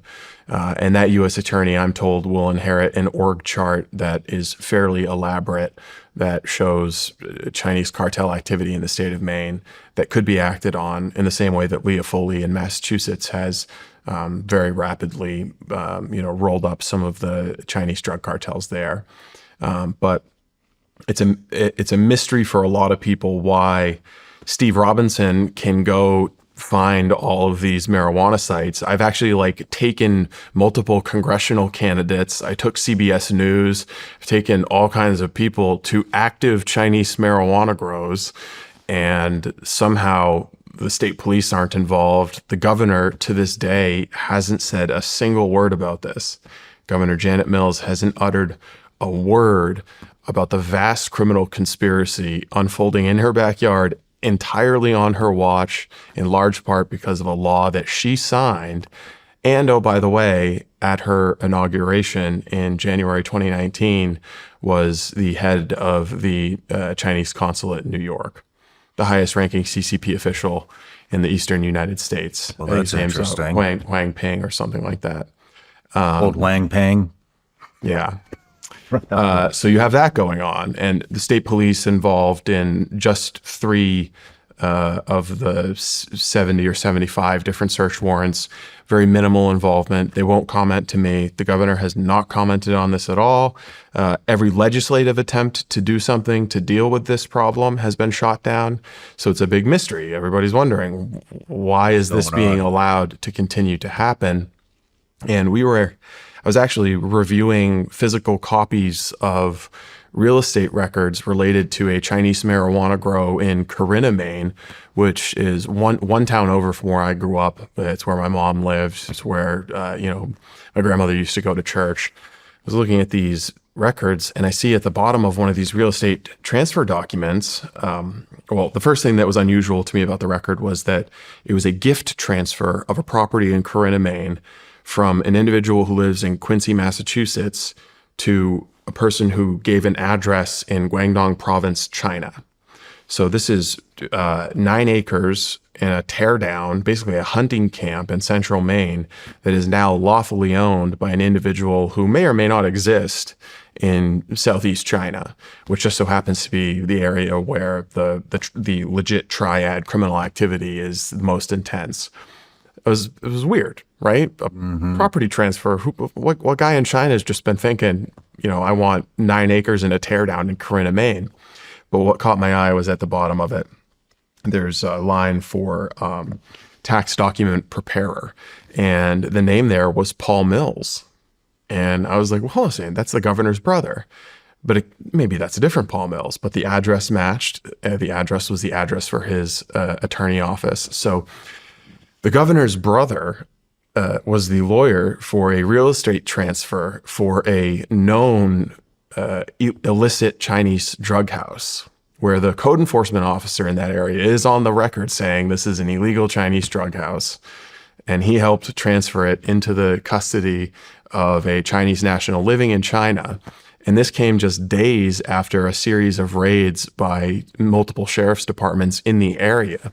So it almost looked like they were trying to protect this property by moving it into the official ownership of somebody who would be beyond the reach of the local police, state police, or even the FBI, because they actually provided an address in China.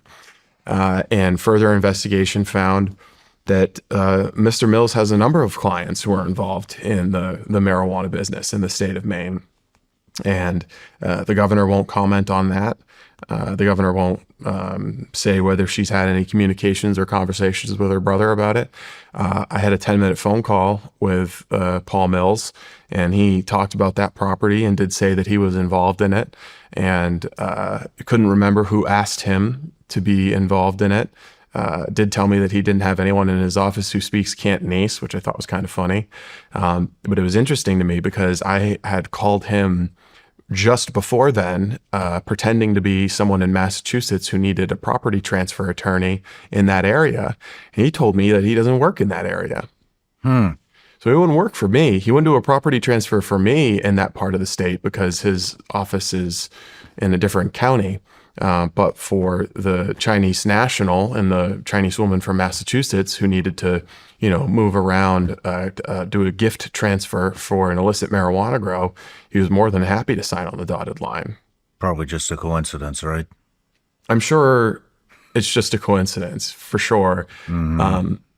But the more I learned about how the real estate world works and how lawyers factor in, the more I began to suspect that there was probably a different, more lucrative money-making opportunity in play here. And it gets back to what we were talking about earlier and what we just grabbed some images of MT Law, the law firm in Massachusetts that was named in the Leah Foley's indictment.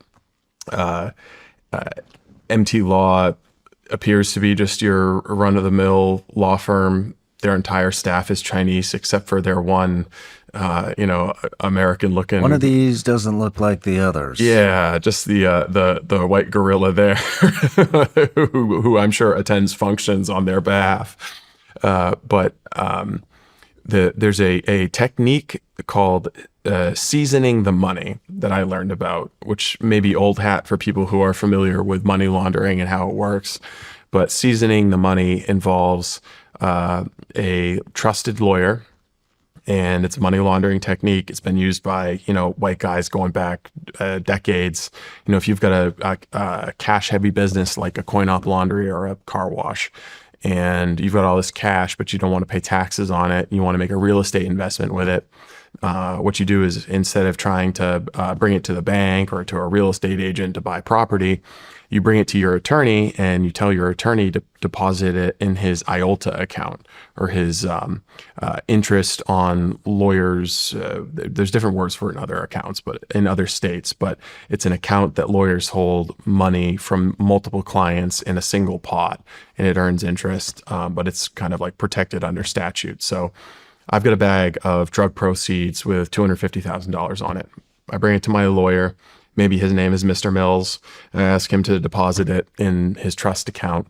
And then the following day, I come in and I say, hey, can you draw a bank check out for $250,000 and make it out to, real estate company X? Real estate company X can't accept a bag full of cash, but they can sure as hell accept that check. And the IRS is never going to know about it. The relationship is protected by attorney-client privilege, and I've just effectively managed to season my money through the attorney's trust account and then pour it back into real estate. And that is a pattern that you can see laid out in the indictment that was filed in the District of Massachusetts, where they show each of the steps that would be necessary to season the money and then dump it back into real estate. And it helps explain how in New England, the real estate empire necessary to facilitate the Chinese drug cartel was able to expand so rapidly, because they were able to take the huge amounts of cash that they were generating from these activities and just dump it back into real estate. And they were buying up properties in Maine 20% over asking price for cash and closing in 20 days. It was the dream for some elderly couple in Maine looking to move to Florida or something in the middle of the pandemic. So it's part, I think, of the answer to the question, why hasn't anything been done? But also, how did it happen? What are they doing with the money? What are the roles of attorneys in all of this? And I think that if the kind of work that Leah Foley did, or at least the indictment that she was willing to file in Massachusetts, if we were able to see that happen in Maine, it would go a long ways toward dealing with the problem. But we don't have a U.S. attorney in Maine. And that is in part because Trump hasn't appointed one yet, but there's also a tradition called the blue slip tradition, where home state senators get what amounts to a veto of Senate confirmable nominees. So if the president nominates a U.S. attorney from the state of Maine, Senator Angus King, who's a dope and a dummy, and I don't like him at all, if he objects to that individual, he can withhold his blue slip and delay it, cause hearings, controversial votes. He can gum up the works. But if there's a nominee put forward that Senator Angus King and Senator Susan Collins both approve of, then they're not going to cause problems on the blue slip front. So there's these complex negotiations happening between the senators from the state and the Trump administration. And Susan Collins, I think, is a big part of that as well, because she's now the chair of the Appropriations Committee. She's like the third or fourth most powerful person in Washington, D.C. So that adds a layer of complexity to it. So there's complicated reasons why we don't have a U.S. attorney yet. But when we do, I think you're going to see some pretty rapid action rolling up some of these operations. And hopefully they aim for the higher levels and go for the money, the people who are driving Porsches, not the people who are suffering in what I would consider, modern day slavery. Really. Yeah. And I should say Senator Collins deserves a lot of credit for this because she's the only politician in the state of Maine who's been speaking out about this. Like from day one, she was asking Jim Comey about it. She was asking, all of the head of the CIA under Biden, under Trump. From the very beginning, she's been pushing this, meeting with DEA officials. And I think it's unusual for an elected officials talking about something to actually spur some action. But I think that has happened in Maine as a direct result of Senator Collins' advocacy. Maybe we should bring them on. Senator Collins? Mm-hmm. She might do it. Mm-hmm. Mm-hmm. She's smart. She knows I've talked with her off camera. She knows the issue, not just like my staffer briefed me 10 seconds ago. Yeah. She knows the issue like it's something she cares about. That could be interesting. You'll have to keep us updated on this. Let's move into 7-OH. What is it? 7-OH is a synthetic opioid drug derived from the kratom plant. The kratom plant is a coniferous plant indigenous to Southeast Asia, grows throughout Indonesia, primarily where it's harvested from. And in its raw form, I would say kratom is to 7-OH as the poppy seed is to morphine or the coca leaf is to cocaine. The kratom leaf has been consumed by locals for hundreds, if not thousands of years. It can make a tea that's anywhere from mildly stimulating, like a cup of coffee, or anxiolytic is what some of the proponents will say, as in reduces anxiety, aka gets you high. Mm-hmm. By itself, it's relatively harmless. There are plenty of people who consume it as a tea or chew it like chewing tobacco, but it has some alkaloids in it, which I think nicotine is an alkaloid. Opioids are alkaloids. It's just a name for a class of chemicals that interact with your brain. It has some natural alkaloids in it that will give you those experiences. In natural kratom leaf, once it begins to decay a little bit, develops trace amounts of something called 7-OH.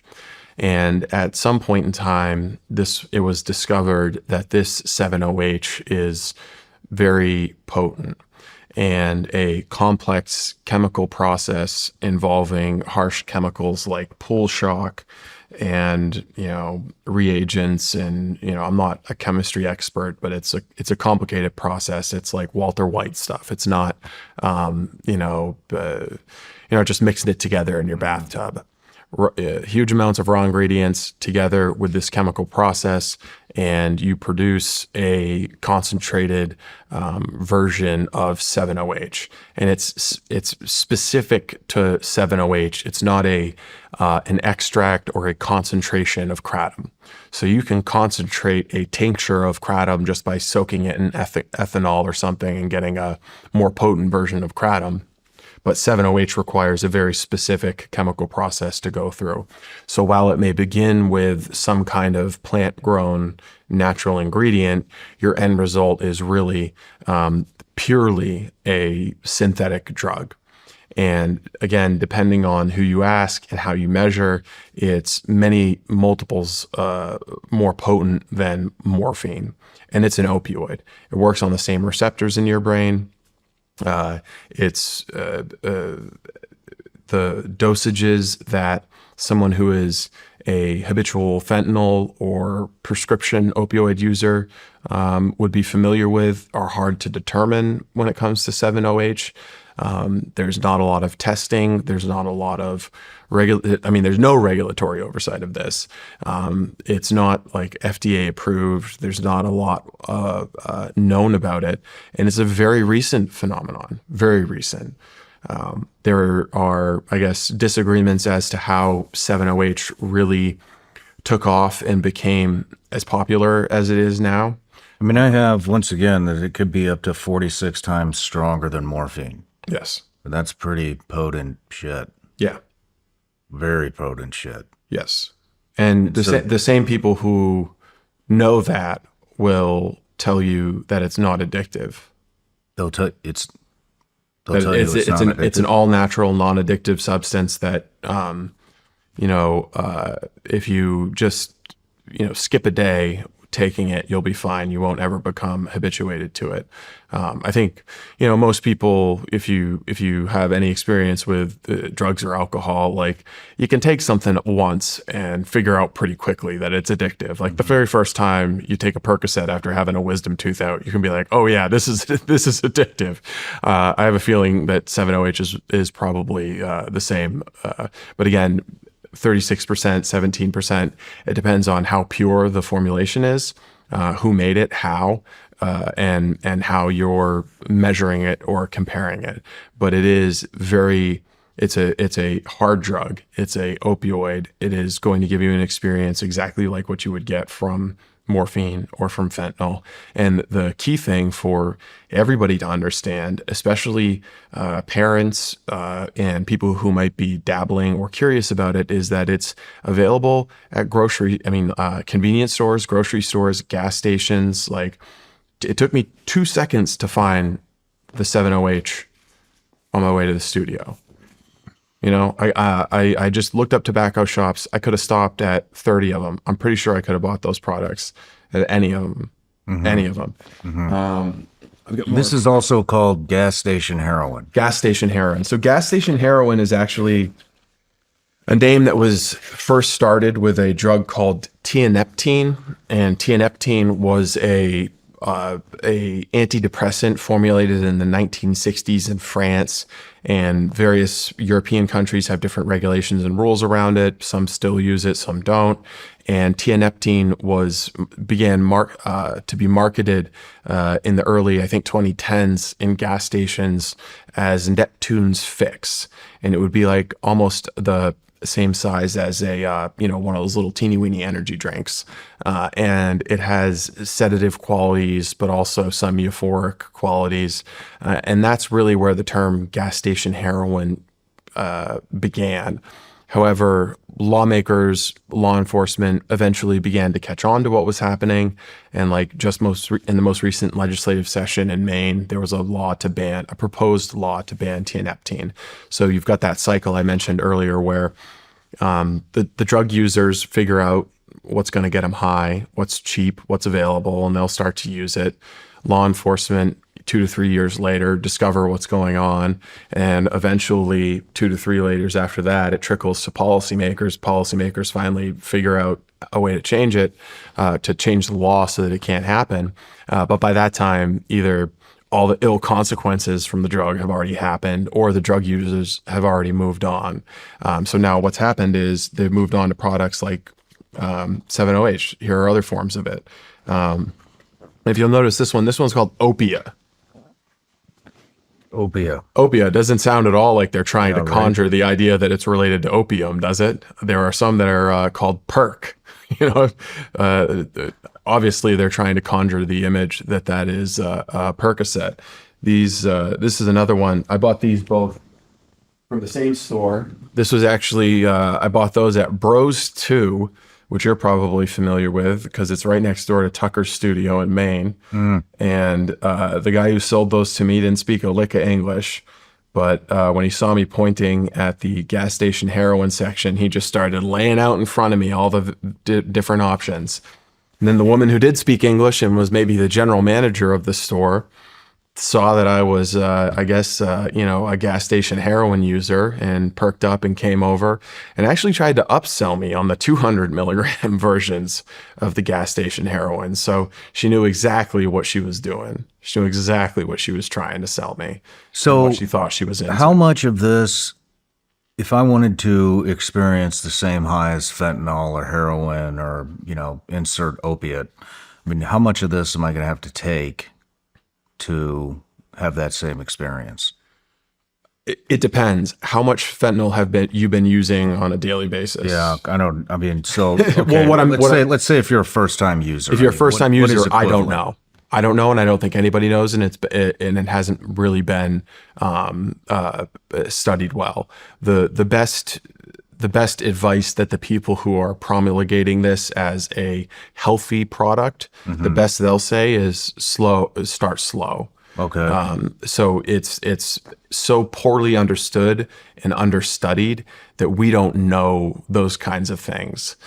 For someone who has been a habitual fentanyl user, maybe their dose could be higher, but these are acting on the same receptors in the brain, but they're also a little bit different. So maybe your tolerance from fentanyl or heroin doesn't translate over perfectly to 7-OH. Narcan will revive you if you overdose on 7-OH. Have you seen people overdose on this? I haven't seen it personally, but I'll tell you the day that I bought those, someone sent me a story from Richmond, Virginia, richmond.com. There's a guy who went into a head shop, just like the one I visited last night, bought pills just like those, and died in the parking lot. Took one, died in the parking lot. And maybe he went in there with a foreign load and there were other drugs in his system. A lot of the fatalities that I'm personally aware of are comorbid with alcohol and other drugs. So they're mixing. But again, this is so new and so poorly understood that there's no stats. No one's keeping track of this. I was telling your fantastic and wildly talented producer, Jeremy, earlier. It reminds me of a case, a pod case I investigated for Barstool, where an individual was found dead in a trailer with a hypodermic syringe next to him. He was known to be a drug user, and the cops just said, "Oh, he overdosed. Case closed. It's done with." But as Kirk Minihane and I investigated this case more, what we came to believe was that the syringe was actually given to him filled with insulin by someone who wanted him dead because he had knowledge of some other crimes. The autopsy never tested for insulin. No one ever, would think that would be something that would happen. And they didn't find any meth or heroin in this guy's system, but he was a drug user and he was dead and there was a syringe and who cares? We're not going to look too close into it because he was just as far as we're concerned, he was a garbage human being because he was addicted to drugs. So who cares to look very close? It's kind of the same thing with 7-OH in that it's not as simple as taking. I don't know if you can necessarily blame the law enforcement for not. I mean, because there's you got to give them a little bit of credit because so many people are overdosing from heroin. You know what I mean? No, I'm not. I'm not. If we devoted all of our resources into that, then it would take away from other stuff that aren't self-induced deaths. 100%. You know what I mean? And so I don't want to. I just don't want to blast LE right now because of this. Because if I was a law enforcement officer, I'd probably think the same thing. I'd be like, same, absolutely same. And I'll give them credit that when we made our case in the podcast, they reopened that death, which was classified as an accidental overdose, and charged it as a homicide, and the prosecutor later dropped the charges. So law enforcement 100% did their job in that instance. The reason why I brought that case up is because if someone were to die of an overdose of 7-OH, there aren't tests available to determine, well, do they have 7-OH metabolites in their bloodstream? Like, what does it metabolize as? There's this idea, I think, like maybe the CSI concept is that you could take a blood sample from someone who's died and drop it in a little machine and it's going to tell you everything they consumed for the last 24 hours. But it just doesn't work that way. Even if you're testing, like if you were to test a sample of cannabis or one of those tabs to try to figure out, well, is it really 15 milligrams? Is it really 100 milligrams? The testing that you need to do that is very sophisticated and requires other reagents and chemicals and devices customized for that task. And it's the same with testing someone's blood to determine what level of 7-OH or 7-OH metabolites they had in their bloodstream at the time. So it's just such a new thing, and it's so poorly understood that we don't have a good grasp on how many people are suffering from it, how many people are addicted to it, how many people are dying from it. But if you look at there's a video that Mark Wayne Mullen did in just in July where he's talking specifically about 7-OH. He says it's a $9 billion marketplace. I don't know where he got that number from, but he talks about how there was somebody who was clearly close to him who had an opioid addiction and went through recovery, got clean, and then started to bear the telltale signs of not being clean. Yet they were doing urinalysis and there was no presence of opioid in their urine. They were passing their drug screens, but they looked like they were still using some kind of an opioid, and it was because they were using 7-OH.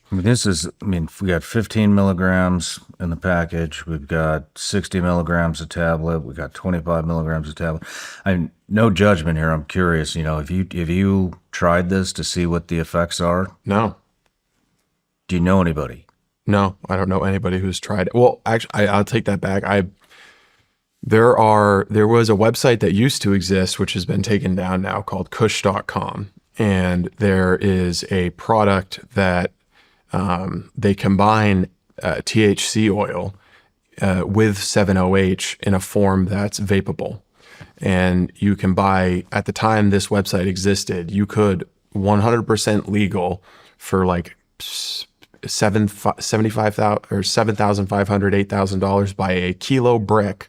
Looks just like, hashish of 7-OH infused THC oil that could be manufactured into vape pens. And you could sell those as a THC vape pen, and someone could unknowingly be vaping an opioid product. And I learned about this later, but as a result of publishing the documentary with Tucker and doing some of the reporting on this topic, I have lots of parents and sources who are emailing me and asking me questions about things. And one family that came to me had a daughter who purchased a vape pen on Snapchat. Their daughter was like 17 and became hooked on the vape pen. And at the time, I thought that was really weird because they say marijuana is not supposed to be physically addictive. I don't know that that's 100% true of some of these 99% pure marijuana vapes. This young woman became hooked on her vape pen, eventually was found unconscious and had to be Narcaned and brought back from a vape pen. And I don't know this for sure. The vape pen ended up getting thrown away, so I couldn't get it and have it tested. But I suspect that it could be something like this, a combination of THC with 7-OH. So the people who are making gobs and gobs of money off this, they're not like Puritan about no, it has to be THC or no, it has to be 7-OH or it has to be hemp or it has to be sativa or it has to be indica. They'll make money off of whatever people are willing to buy to get high. And one of the pioneers of this 7-OH industry is a guy named Vince Sanders, who has been written about extensively by, I think, the Kansas City Star. And he doesn't really make any bones about being an entrepreneur in this space. He claims that he started a company called CBD American Shaman, which is one of the biggest companies selling CBD products and now 7-OH products. He claims he stumbled onto CBD because he was trying to help his uncle survive lung cancer, and that he used homemade CBD to cure his uncle's lung cancer. And eventually that inspired him to start a CBD company. And now he's making and selling 7-OH. So a lot of the 7-OH that is bought under these different brand names is actually manufactured by one central location. Sanders has bragged in recent stories about being the biggest manufacturer of 7-OH in the country. And he said in a podcast that's still publicly available that within just a few months, his 7-OH business was bigger than every single CBD product that he's sold in the history of his company. Wow. And he was actually giving out free samples of 7-OH with CBD orders. So you might order some CBD cream for your knee or something if it's arthritic, thinking maybe that's going to help. And you get a little thing of lime flavored 7-OH described as a all natural plant-based medicine, and you try it. I mean, is there any other line of business where you give away a free sample that makes you feel really good, and then the next one you actually have to pay for? Because there's some that I can think of. And he's grown it into an empire. He's been written about, and right now all of those products remain totally legal. I mean, have you seen, I really want to know, who the customer is and how dangerous this is. So, I mean, have you seen anybody that's only on 7-OH, not on fentanyl, heroin, I haven't. oxy? I haven't. And again, part of it is because we're here very early, very early. I haven't seen. Have you seen who's other coming than into Vince the stores to buy this? No, other than Vince Sanders on a podcast talking about being the titan of 7-OH, I've never heard any other podcast or any big media talk about it. And the stories published just a few weeks ago by the Kansas City Star about CBD American Shaman were some of the first that covered 7-OH. So it's very, very early. And in Maine in particular, fentanyl is so widely available and so cheap that I don't think that people have been pushed in this direction yet. Gotcha. There are Dominican drug cartels that run very easy fentanyl markets in Maine. They don't get a lot of harassment from law enforcement. For $20, you can stay high on fentanyl all day. It's very inexpensive, and we give away needles for free. But as the Give away needles for free up there? Yes, we stopped doing needle exchange under COVID. Governor Janet Mills suspended the one-to-one needle exchange. This is crazy. You can't even buy a flavored nicotine pouch in Maine. In Portland, yeah. In Portland. Yeah, some states have cracked But you down on can, it. but you can go get some free needles to shoot up fentanyl. Actually, I sent a reporter undercover into the exchange in Portland, and he got needles, but he also got a boofing kit. A what? A boofing kit. What's a boofing kit? If you've so thoroughly abused your veins that you can't get fentanyl in, the boofing kit is a non-needle syringe with some lubricant that you put in your butt. It's called You boofing. tried that? I have not tried that, but we did get a boofing kit in Maine. You can't get mint flavored tobacco pouches in some cities, but you can get free boofing kits to squirt Dominican fentanyl up your ass and Thank free God. needles. Thank God. But they did away with the 1-to-1 needle exchange requirement. Instead you get one box of 100 needles. And there was actually just an attempt to bring back the needle exchange requirement in the city of Lewiston that was voted down. And so we've got needles everywhere. I mean, the exchange program worked because users had to collect their dirty needles and bring them back, and they were put into sharps containers, and then they could get clean needles. And now there's just needles through all of our public spaces. And this entire program, keep in mind, was created in order to prevent the spread of bloodborne illnesses like Hep C and AIDS. And this year, Maine had its biggest ever spike of Hep C and HIV related to a cluster of individuals in Bangor who were all customers of the needle exchange clinic there. Wow.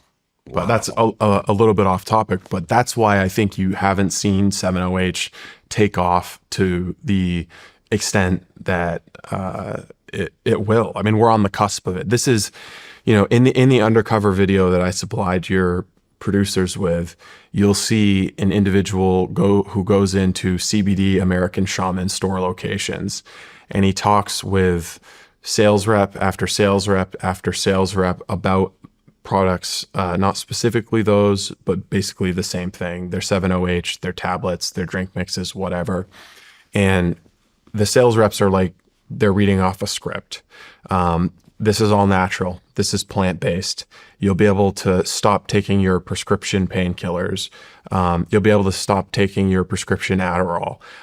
This is healthy. It's not addictive. We just recommend that you take it for 2 days and then take 1 day off, and then take it for 2 days and then 1 day off.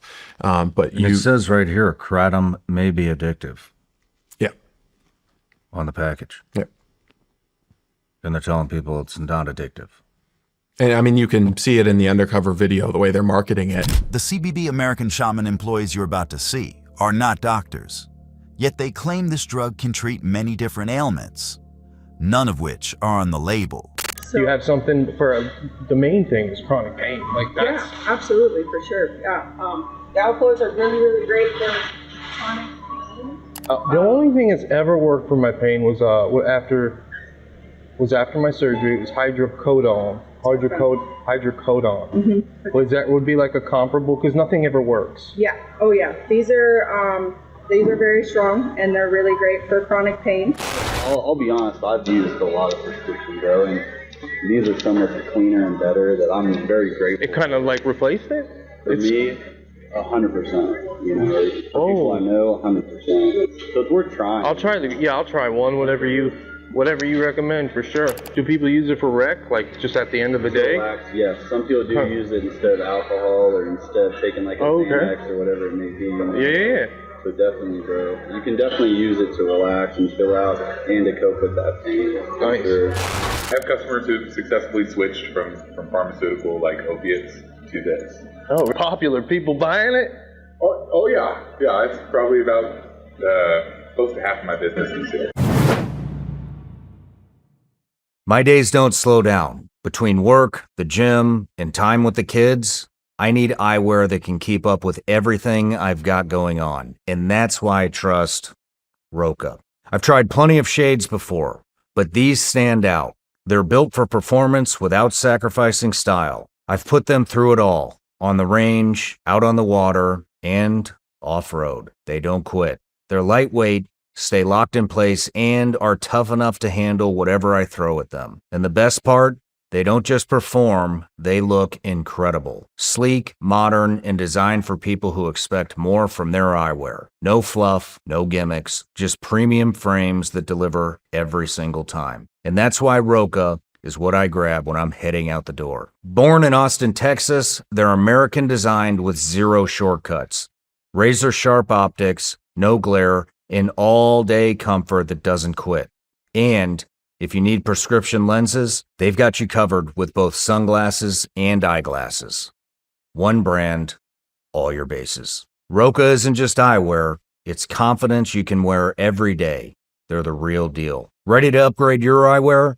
Check them out for yourself at roka.com and use code SRS for 20% off site-wide at checkout. That's ROKA.com. The most important action you can take today is to protect your family's future from cyber criminals and online predators. And the one app to do it is Bunker. Bunker is developed by experts with 25 years of experience catching criminals and fighting cybercrime. They created Bunker to protect their own family. Now they're sharing it with you. What do you get with a Bunker family plan? With the family plan, you get a private messenger to share messages, photos, and files with your spouse and children, connecting only with the people you approve. No spam, no surveillance, no imposters, ever. You also get a password manager to safeguard your family's online accounts, including financial, shopping, streaming, and social media. And with the family plan, you get a vault to help securely store your family's wedding photos, baby pictures, and special memories. IDs, birth certificates, and passports, and a vault for your tax documents, wills, trusts, and insurance. Go to the App Store or Play Store or visit their website bunker.life/SRS and use code SRS for 25% off your family plan today. That's bunkr.life/SRS and use code SRS for 25% off your family plan today. And for people who have been following I guess this space, it's deja vu back to the beginning of the prescription opioid epidemic, when you had like the Federation of State Medical Boards, which is just a nonprofit. It's not a government entity. It's a nonprofit that was created and positioned itself as the head of the medical boards and some medical licensure processes. But the Federation of State Medical Boards actually commissioned books advertising and touting the safetiness of prescription opioids, and later solicited donations from some of the companies making these prescription opioids in order to spread this book and this pro-opioid material to different doctors' offices. So it's the same exact thing is unfolding, except for instead of doctors' offices, it's happening at head shops and tobacco shops and CBD American Shaman locations, where they're saying, "Oh no, this is a safe, natural way for you to just live better. It's an anxiolytic. It's going to help you be a happier, more productive person. Oh, you get knee pain? Just take a little bit of this natural cure-all. There's no downside whatsoever." So is your fear that is the fentanyl crisis, as we tackle that, hopefully they're making some damage to the fentanyl trade. I mean, we saw this in Florida, right? With all the pill mills. Yeah. All the pill mills popped up, opiates, oxy. Then they cracked down on the pill mills. Everybody went to heroin. Is that what your fear is? Same exact that dynamic. When we crack down on the fentanyl crisis, they move into 7-OH. Yeah. So it's the same exact dynamic. I mean, I want to know, how much of this does somebody have to take to get the same effects? That would be interesting to know. And what are the actual effects? Will it turn you into, a straight addict where this is all you think about all day long? Are there withdrawal symptoms? Can you function without? I mean, this shit? in some contexts with kratom, and I would assume 7-OH, there have been withdrawal side effects. I don't know if they're like debilitating flu-like with fentanyl and prescription opioids, but I would assume that it's one of those things where you've got to experience it to really know what it actually feels like. But it's so new that we don't have a population of people who are 7-OH addicts who have gone into treatment who can describe what that process was like. We don't have people who are in recovery specifically from 7-OH at this point who can describe what that process is like, because again, they're new products. But it is my fear that they're like they're the kind of messages about where to buy, the fake hemp that's actually cannabis spreads quickly in drug circles. They've got like stickers outside of hemp shops that can communicate where to buy the real weed that's, fake cannabis, fake hemp. The idea about kratom or 7-OH or any of these synthetic drugs, the message moves very quickly in drug using circles. And if the price of fentanyl starts to dry up because of the success that the Trump administration has had shutting down not just the southern border, but also the super labs on the Canadian border, then it's microeconomics. The supply of fentanyl shrinks, the price goes up, and suddenly the $8 package of pills at the head shop looks much more attractive.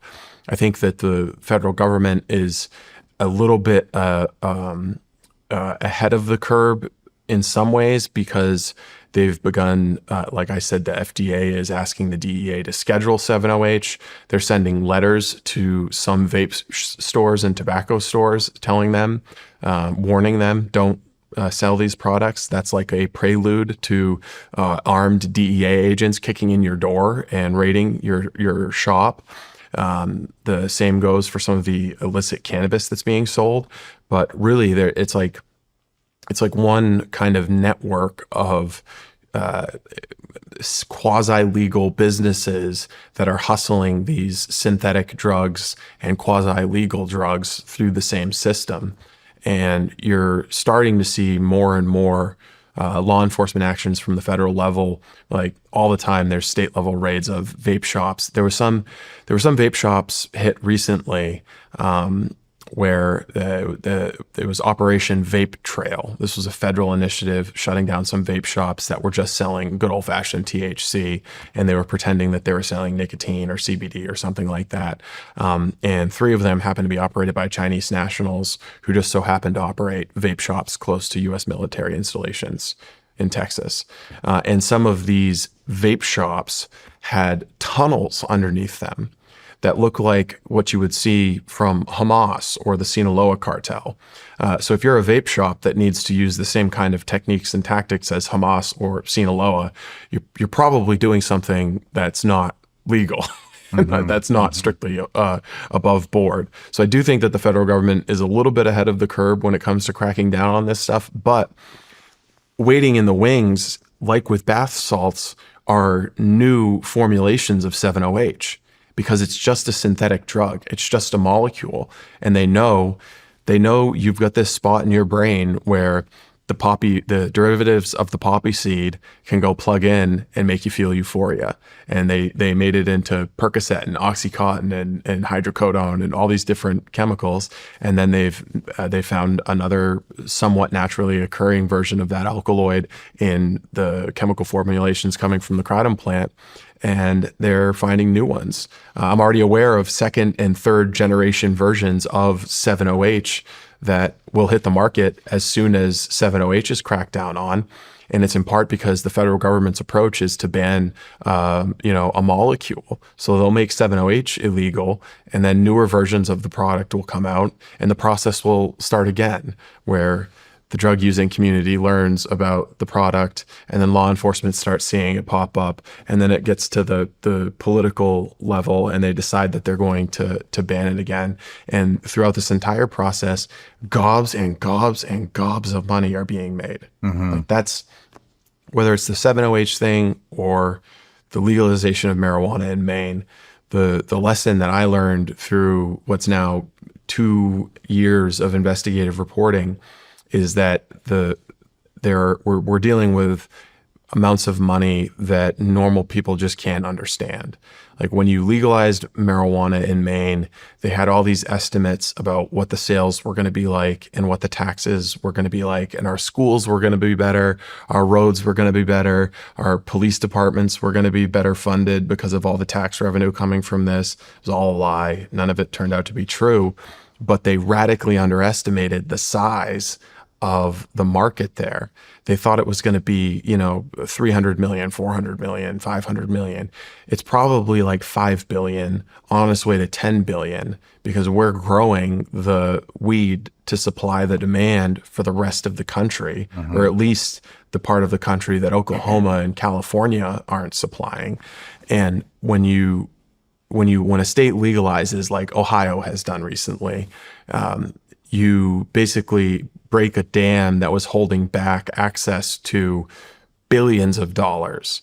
And the kinds of people that attracts, whether it's Chinese cartels or American cartels or pharmaceutical companies or big corporate players, are maybe not the kind of people, not the most ethical operators.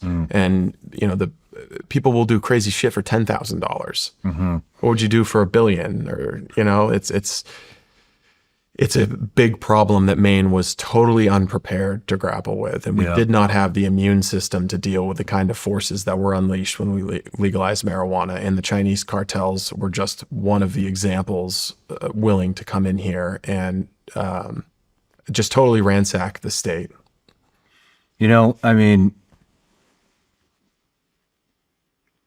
Is there any record of anybody overdosing or, fatally overdosing on this stuff? I have a tweet here from Matt Gates. It says, how many people has 7-OH killed? I can't find a single case where there wasn't some other drug like fentanyl in the system when someone has died with 7-OH. Maybe I'm missing something. By comparison, Tylenol kills 550 people per year. And so, this isn't to blast Matt Gates by any means, but it does bring up a relevant point, right? That if there are no documented deaths just from 7-OH, is it that bad? Yeah, I think Matt raises an interesting point, but it's not because those deaths aren't happening. It's because they're not being tracked. Like, if we were to do a random survey of just small town police departments and ask them what's 70H, how many would be able to tell you what 70H is? I would say it'd be very low, very low percentage would be able to tell you what it is. The more important thing, I think, about that tweet is who paid Matt Gaetz to ask that question. Yeah. Why is Matt Gaetz asking about 70H? Why is he defending the 70H industry? That was another point that I was about to bring up. I mean, who in the government is, who's lobbying for this? Well, the Kentucky senators certainly have an interest in protecting the hemp industry.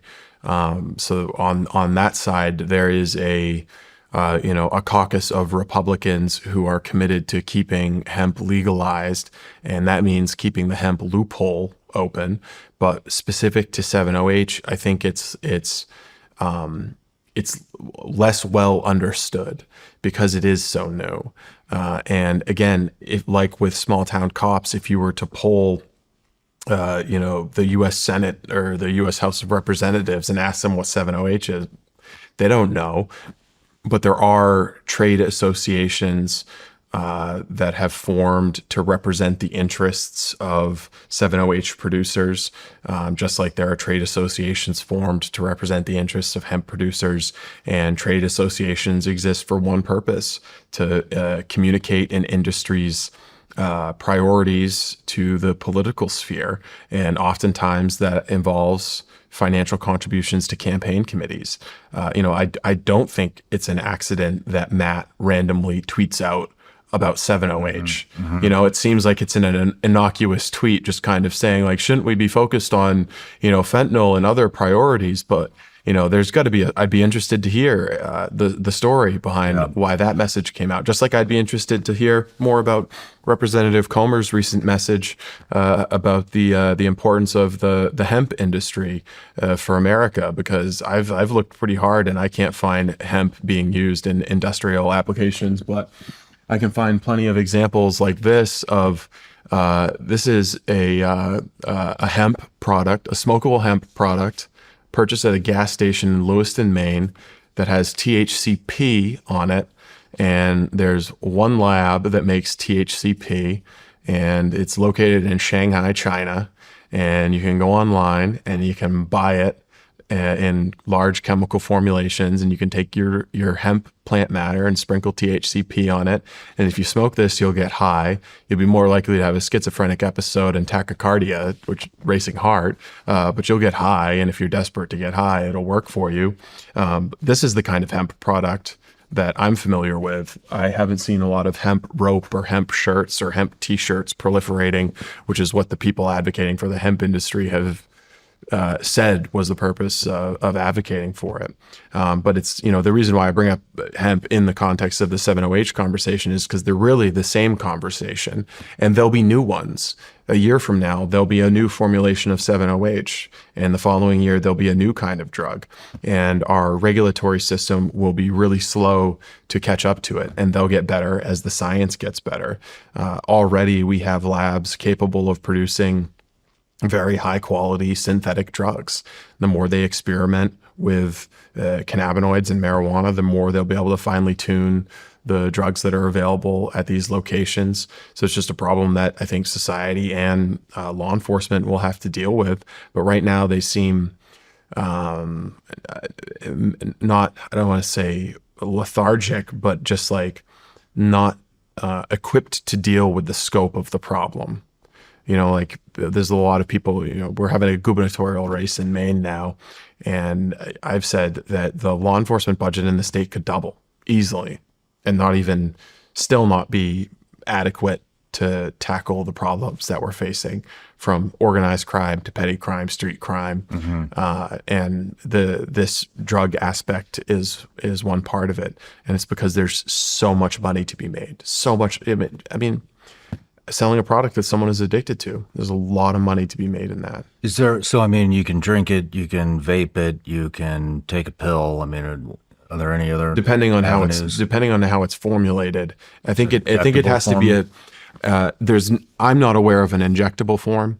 It has to be formulated differently in order to be vapable. And the only combinations of vapable 7-OH I've found were in combination with THC. Okay. But again, these were, available on websites that are still legal in some cases, shipped through the United States Postal Service, purchased totally legally. There are no laws that I'm aware of against 7-OH. There are some counties maybe in southern states that have developed ordinances against them, but by and large, states have yet to figure out what's going on and prohibit it. But it's happening in Maine, at least. It's happening systematically. The same family that purchased the Bros 2, where I got those tablets next to Tucker's studio, has purchased other gas stations and convenience stores in Maine. And almost every gas station and convenience store and motel in Maine north of Portland has been purchased by basically the same family. And the playbook that they run once they purchase it is to stop making the red hot dogs and the chicken parmesan sandwiches and pizza and bring in the pipes and the fake hemp products and the 7-OH products. And, it has all the hallmarks of something that's being done according to a plan. And the goal might not be to, weaken the American people broadly by getting them addicted to shady shit like, high potency THC or THCP or 7-OH. That's the effect of it, though. And the other effect of it is to make gobs and gobs of money. I just can't emphasize enough how much money is being made on this. There's a different podcast, the Freakonomics podcast, did an episode, I think maybe last year, all about marijuana. And they noted that last year was the first year where the total number of daily active marijuana users surpassed daily active alcohol users. And I think that probably underestimates the actual trend that we're seeing, where daily active marijuana use has become not just destigmatized, but totally normalized as a form of like having a cup of coffee or taking medicine or, popping a nicotine pouch. And the amount of money being made there is huge. And a lot of it is being poured into politics. And it was something that I realized too late in my reporting on this. Once I'd gone around to all of these different Chinese grow houses and documented them and had like hard proof and like tax records and all of this, I thought I was going to publish my story and the cops were going to show up and be like, okay, we're taking care of it now. Done, problem over. And I'd move on to my next story and go report on like welfare fraud or tax policy or something. But that didn't happen. Nothing happened. In fact, the operation professionalized, grew, and got even better and got even bolder. And one of the few differences I noticed was that there were some Republican lobbyists and Republican politicians and non-Republicans who used to like me and want to make small talk with me at the State House, who no longer wanted to make eye contact with me and stopped picking up the phone when I called. What companies are they using? I have two nonprofits that they're using for kind of like lobbying firms, it sounds like, for some type of protection. So there's the Hemp Roundtable is a conglomeration of people who represent the hemp industry and say that they're representing the industrial purposes, but there's also state level associations. So there's like the Kentucky Association for Hemp or something like that. So there's a couple of those. And then there's one that I know that I believe Vince Sanders is affiliated with, called it's Hope 7 or 7-Hope, so 7OH is their logo. But they've got some of these I don't know if they're technically filed as 501c3 groups or if they're just websites or organizations, but there is a concerted PR effort being funded with some of this money to represent 7OH as a medical cure to the fentanyl epidemic. They want, and instead of consuming the fentanyl that's being trafficked over the border, or pill pressed with Chinese precursors at super labs in Canada, they want you taking their products instead. I don't know personally people who have gone down the kratom or 7OH path as a means of recovery from heroin or fentanyl. I've heard from other people about that being used as an approach, and it never ends with a full recovery from substances. Generally, it's more of you're switching the person you're buying your substances from. You're switching substances. Is there anybody against this in government? I don't know that there's enough education. I don't know that they know. Again, if you poll U.S. senators and ask them if they know about it, I doubt that they know about this. And it gets back to the question that Matt Gaetz asked: is how many people have died about it? Like how many bodies need to stack up before it rises to the level of concern for a United States senator? I don't know. But this, I guess one of the reasons why I'm happy for the opportunity to talk with you about it is because we are at a point where we're really early with the development of this product and can tell people about it. Mm-hmm. And we don't have to be where we were with the prescription opioid epidemic, where you had millions, tens of millions of people who had a doctor give them a prescription and they wound up addicted to it. And they went from taking a product that a licensed medical doctor provided to them to out on the street looking for, heroin to get their dope sickness to go away. So we're still very early to it. I would suspect that there are some politicians who are in the medical world who would understand the inherent danger of a product that acts on your opioid receptors. Like that's a code word for drug users for sure, but it's also a very real, medical reality that the substances in those 7OH tabs are going to tickle the same parts of your brain that fentanyl or morphine or Percocet would. And they're going to create in you that same sensation. And they'll also be, relieved, or you'll be saved from Narcan, which is designed the opioid reversal drug, or the overdose reversal drug. So it's in almost every way except for how it's formulated and where the raw ingredients originate from. It's identical to morphine or any other opioid. Hopefully now there will be more concern, or at least some attention to it. And I should have said Mark Wayne Mullen, the senator from Oklahoma. He's familiar with it and has talked about it publicly and knows what it is. If you haven't had him on, I'm sure you've had him on before. I haven't had him on.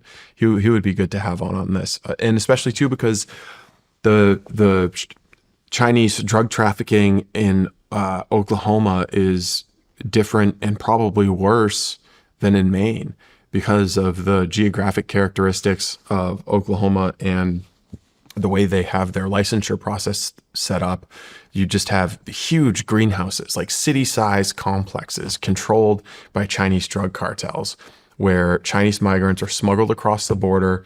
They have their passports and their phones taken, and they're sent out there. They're like lured there, told that they're getting flower cutting jobs or flower arranging jobs, when in reality they're just going to be cannabis slaves. And it's a huge problem in Oklahoma. And they've They only have a medicinal program there, no adult use recreational program, just medicinal. And I think they've got 5,000 or 6,000 registered medicinal growers. And Oklahoma authorities have estimated that, maybe 3,000 of those are suspected of ties to Chinese organized crime. Wow. And they've had Republican politicians, prosecutors, officials who have been investigated or indicted for taking bribes from some of those cases. So Oklahoma has had a tremendous, tremendous problem with this. And we actually found a few ties to Oklahoma. We found, there's some shared addresses or people we believe came from Oklahoma, but I was in Eastport, Maine at a old sardine cannery. And Eastport's like the furthest east city in Maine. You can see Campobello Island, which is where FDR used to have his summer White House. It's technically Canada. And there's this beautiful building, sardine cannery, that a guy named Jimmy Wong had purchased and turned into, supposedly he was going to export lobsters to China and all the stuff in the ocean that Americans don't eat, but the Chinese do. He was going to harvest it, freeze it, sell it, make a bunch of money. And everyone believed him, but it ended up just being a human trafficking operation and a marijuana growing operation. And we were in that facility after it had been cleaned out by the guy who owned it. And we noticed that tacked up to block out the light from coming in and ruining the marijuana plants, and also to keep prying eyes out, there was like an Oklahoma State University tablecloth had been tacked up on the wall. It's like, that's not an accident. These guys aren't fans of Oklahoma State University football. Like somehow, vehicles from Oklahoma came to Eastport, Maine as part of the same criminal organization that was trafficking in people and exploited laborers and growing huge amounts of marijuana to sell across the United States by virtue of the hemp loophole. Wow, man.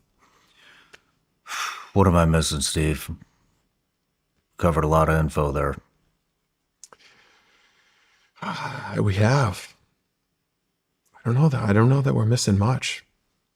Well, I just want to say, like I'd mentioned, I've had a lot of friends reach out to me about the 708 stuff, wanting me to cover it, and from various people, and then we found you, and so I just want to say thank you for shining a light on this and raising awareness of this, and something we should all be looking out for. And it sounds like we're pretty early on this, and I think this is going to gain some traction, on the subject. So I think you're not just early, I think you're the first. And I think that there's going to be new developments in the story as the second generation and the third generation of those opioid products come out. And what we're really going to be dealing with is a phenomenon of how do we as a society control the kind of mind-altering substances and addictive drugs that we allow to be sold at gas stations and convenience stores. Because right now, the regulatory barriers to creating, marketing, and spreading a product like that all across the United States are very, very low. And it's when there's such a large amount of money to be made, it's there's really nothing stopping them from doing this.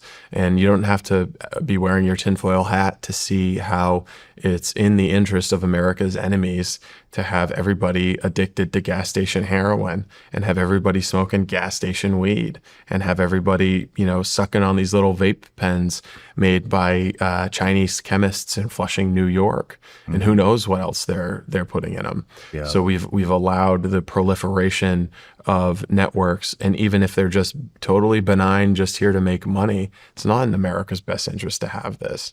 But I think we both know that drug trafficking networks that are backed by the Chinese Communist Party, explicitly backed and connected to the Chinese Communist Party, do not have America's interests in mind. And they're co-locating their facilities next to sensitive infrastructure, next to military bases, next to places that would be ideal surveillance targets. And they're doing that on purpose. And heaven forbid, some kind of a conflict breaks out, or there's an escalation to the geopolitical tensions before we're able to fully wrap our arms around this. But I'm hopeful that the Trump administration, who is aware of this problem and is working to find the legal levers that can be pulled in order to control the problem and eliminate the problem, I'm hopeful that they'll be able to put an end to it for the safety of Americans and for the safety of everybody who wants to consume products. I know plenty of people who smoke weed. I know some people who run, businesses that make a couple $1 million a year, and they'll smoke 2 or 3 grams of THC oil a day, which is an insane amount of THC oil to smoke. But they're running successful businesses and they're paying their taxes and they've got a bunch of employees and they're law-abiding citizens. They deserve to have a cannabis product that doesn't have 16 Chinese pesticides in it. The people who are moving into houses in Maine, they deserve to know that the house that they're moving into wasn't formerly a Chinese marijuana grow where the walls are all poisoned with these pesticides.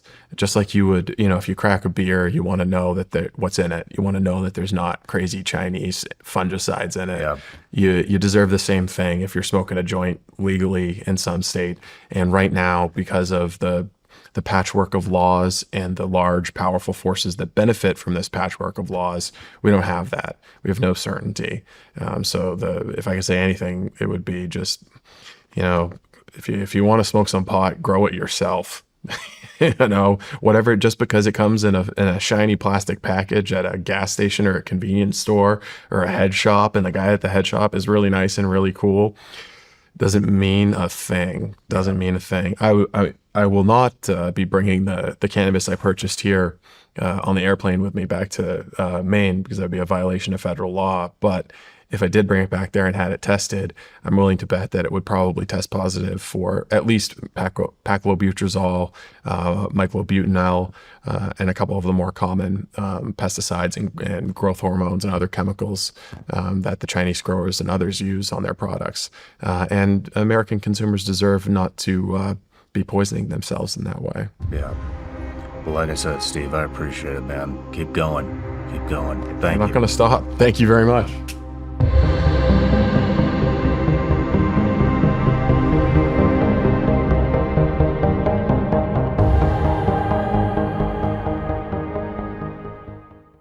I'm Sean Ryan, former Navy SEAL, CIA contractor, and host of The Sean Ryan Show. Much of my life has been dedicated to seeking truth and getting answers, no matter how uncomfortable the questions are that we have to ask. But in the age of the PSYOP, that search has never been more difficult.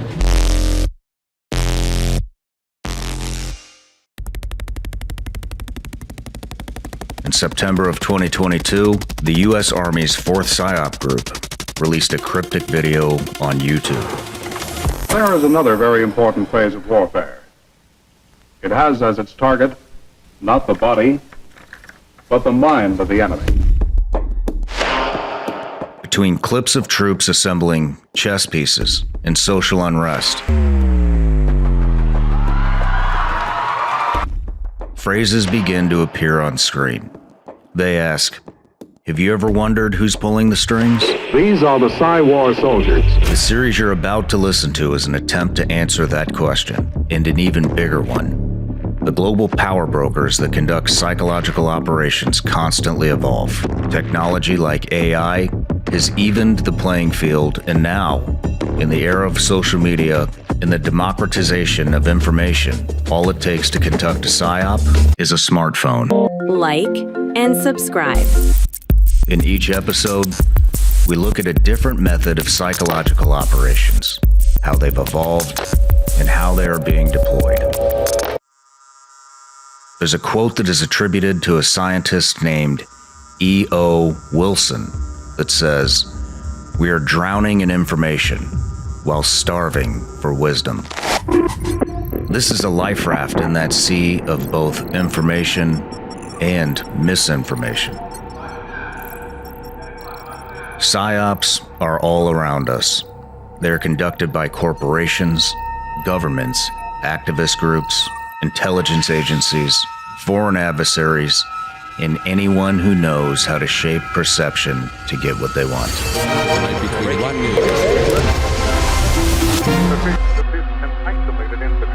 The series provides an in-depth look at how these psyops work, from conversations with whistleblowers, experts, historians, tech innovators, and more. We look at world events that are being shaped by highly constructed psychological operations specialists, and look at the terrifying possibilities of where this could all be headed. Along the way, you'll learn about everything from Russian troll farms, fake ghosts in the jungles of Vietnam, and mind control cults, to the CIA's involvement in Hollywood. Do you have any people paid by the CIA who are working for television networks? The early history of psyops and psychological experiments laid the foundation for what we see today in modern campaigns that seek to divide culture over polarizing issues. We look at where we are and how we got here. But ultimately, this series is a toolkit to help you understand how you're being manipulated and how to spot the signs of a psyop. Before the Army's viral psyop recruitment video ends, the words on screen inform viewers that war is evolving and all the world's a stage. This series is a peek behind the curtain. Welcome to the psyop. Buy it today at psyopshow.com. No matter where you're watching Sean Ryan Show from, if you get anything out of this, please like, comment, subscribe, and most importantly, share this everywhere you possibly can. And if you're feeling extra generous, please leave us a review on Apple and Spotify podcasts.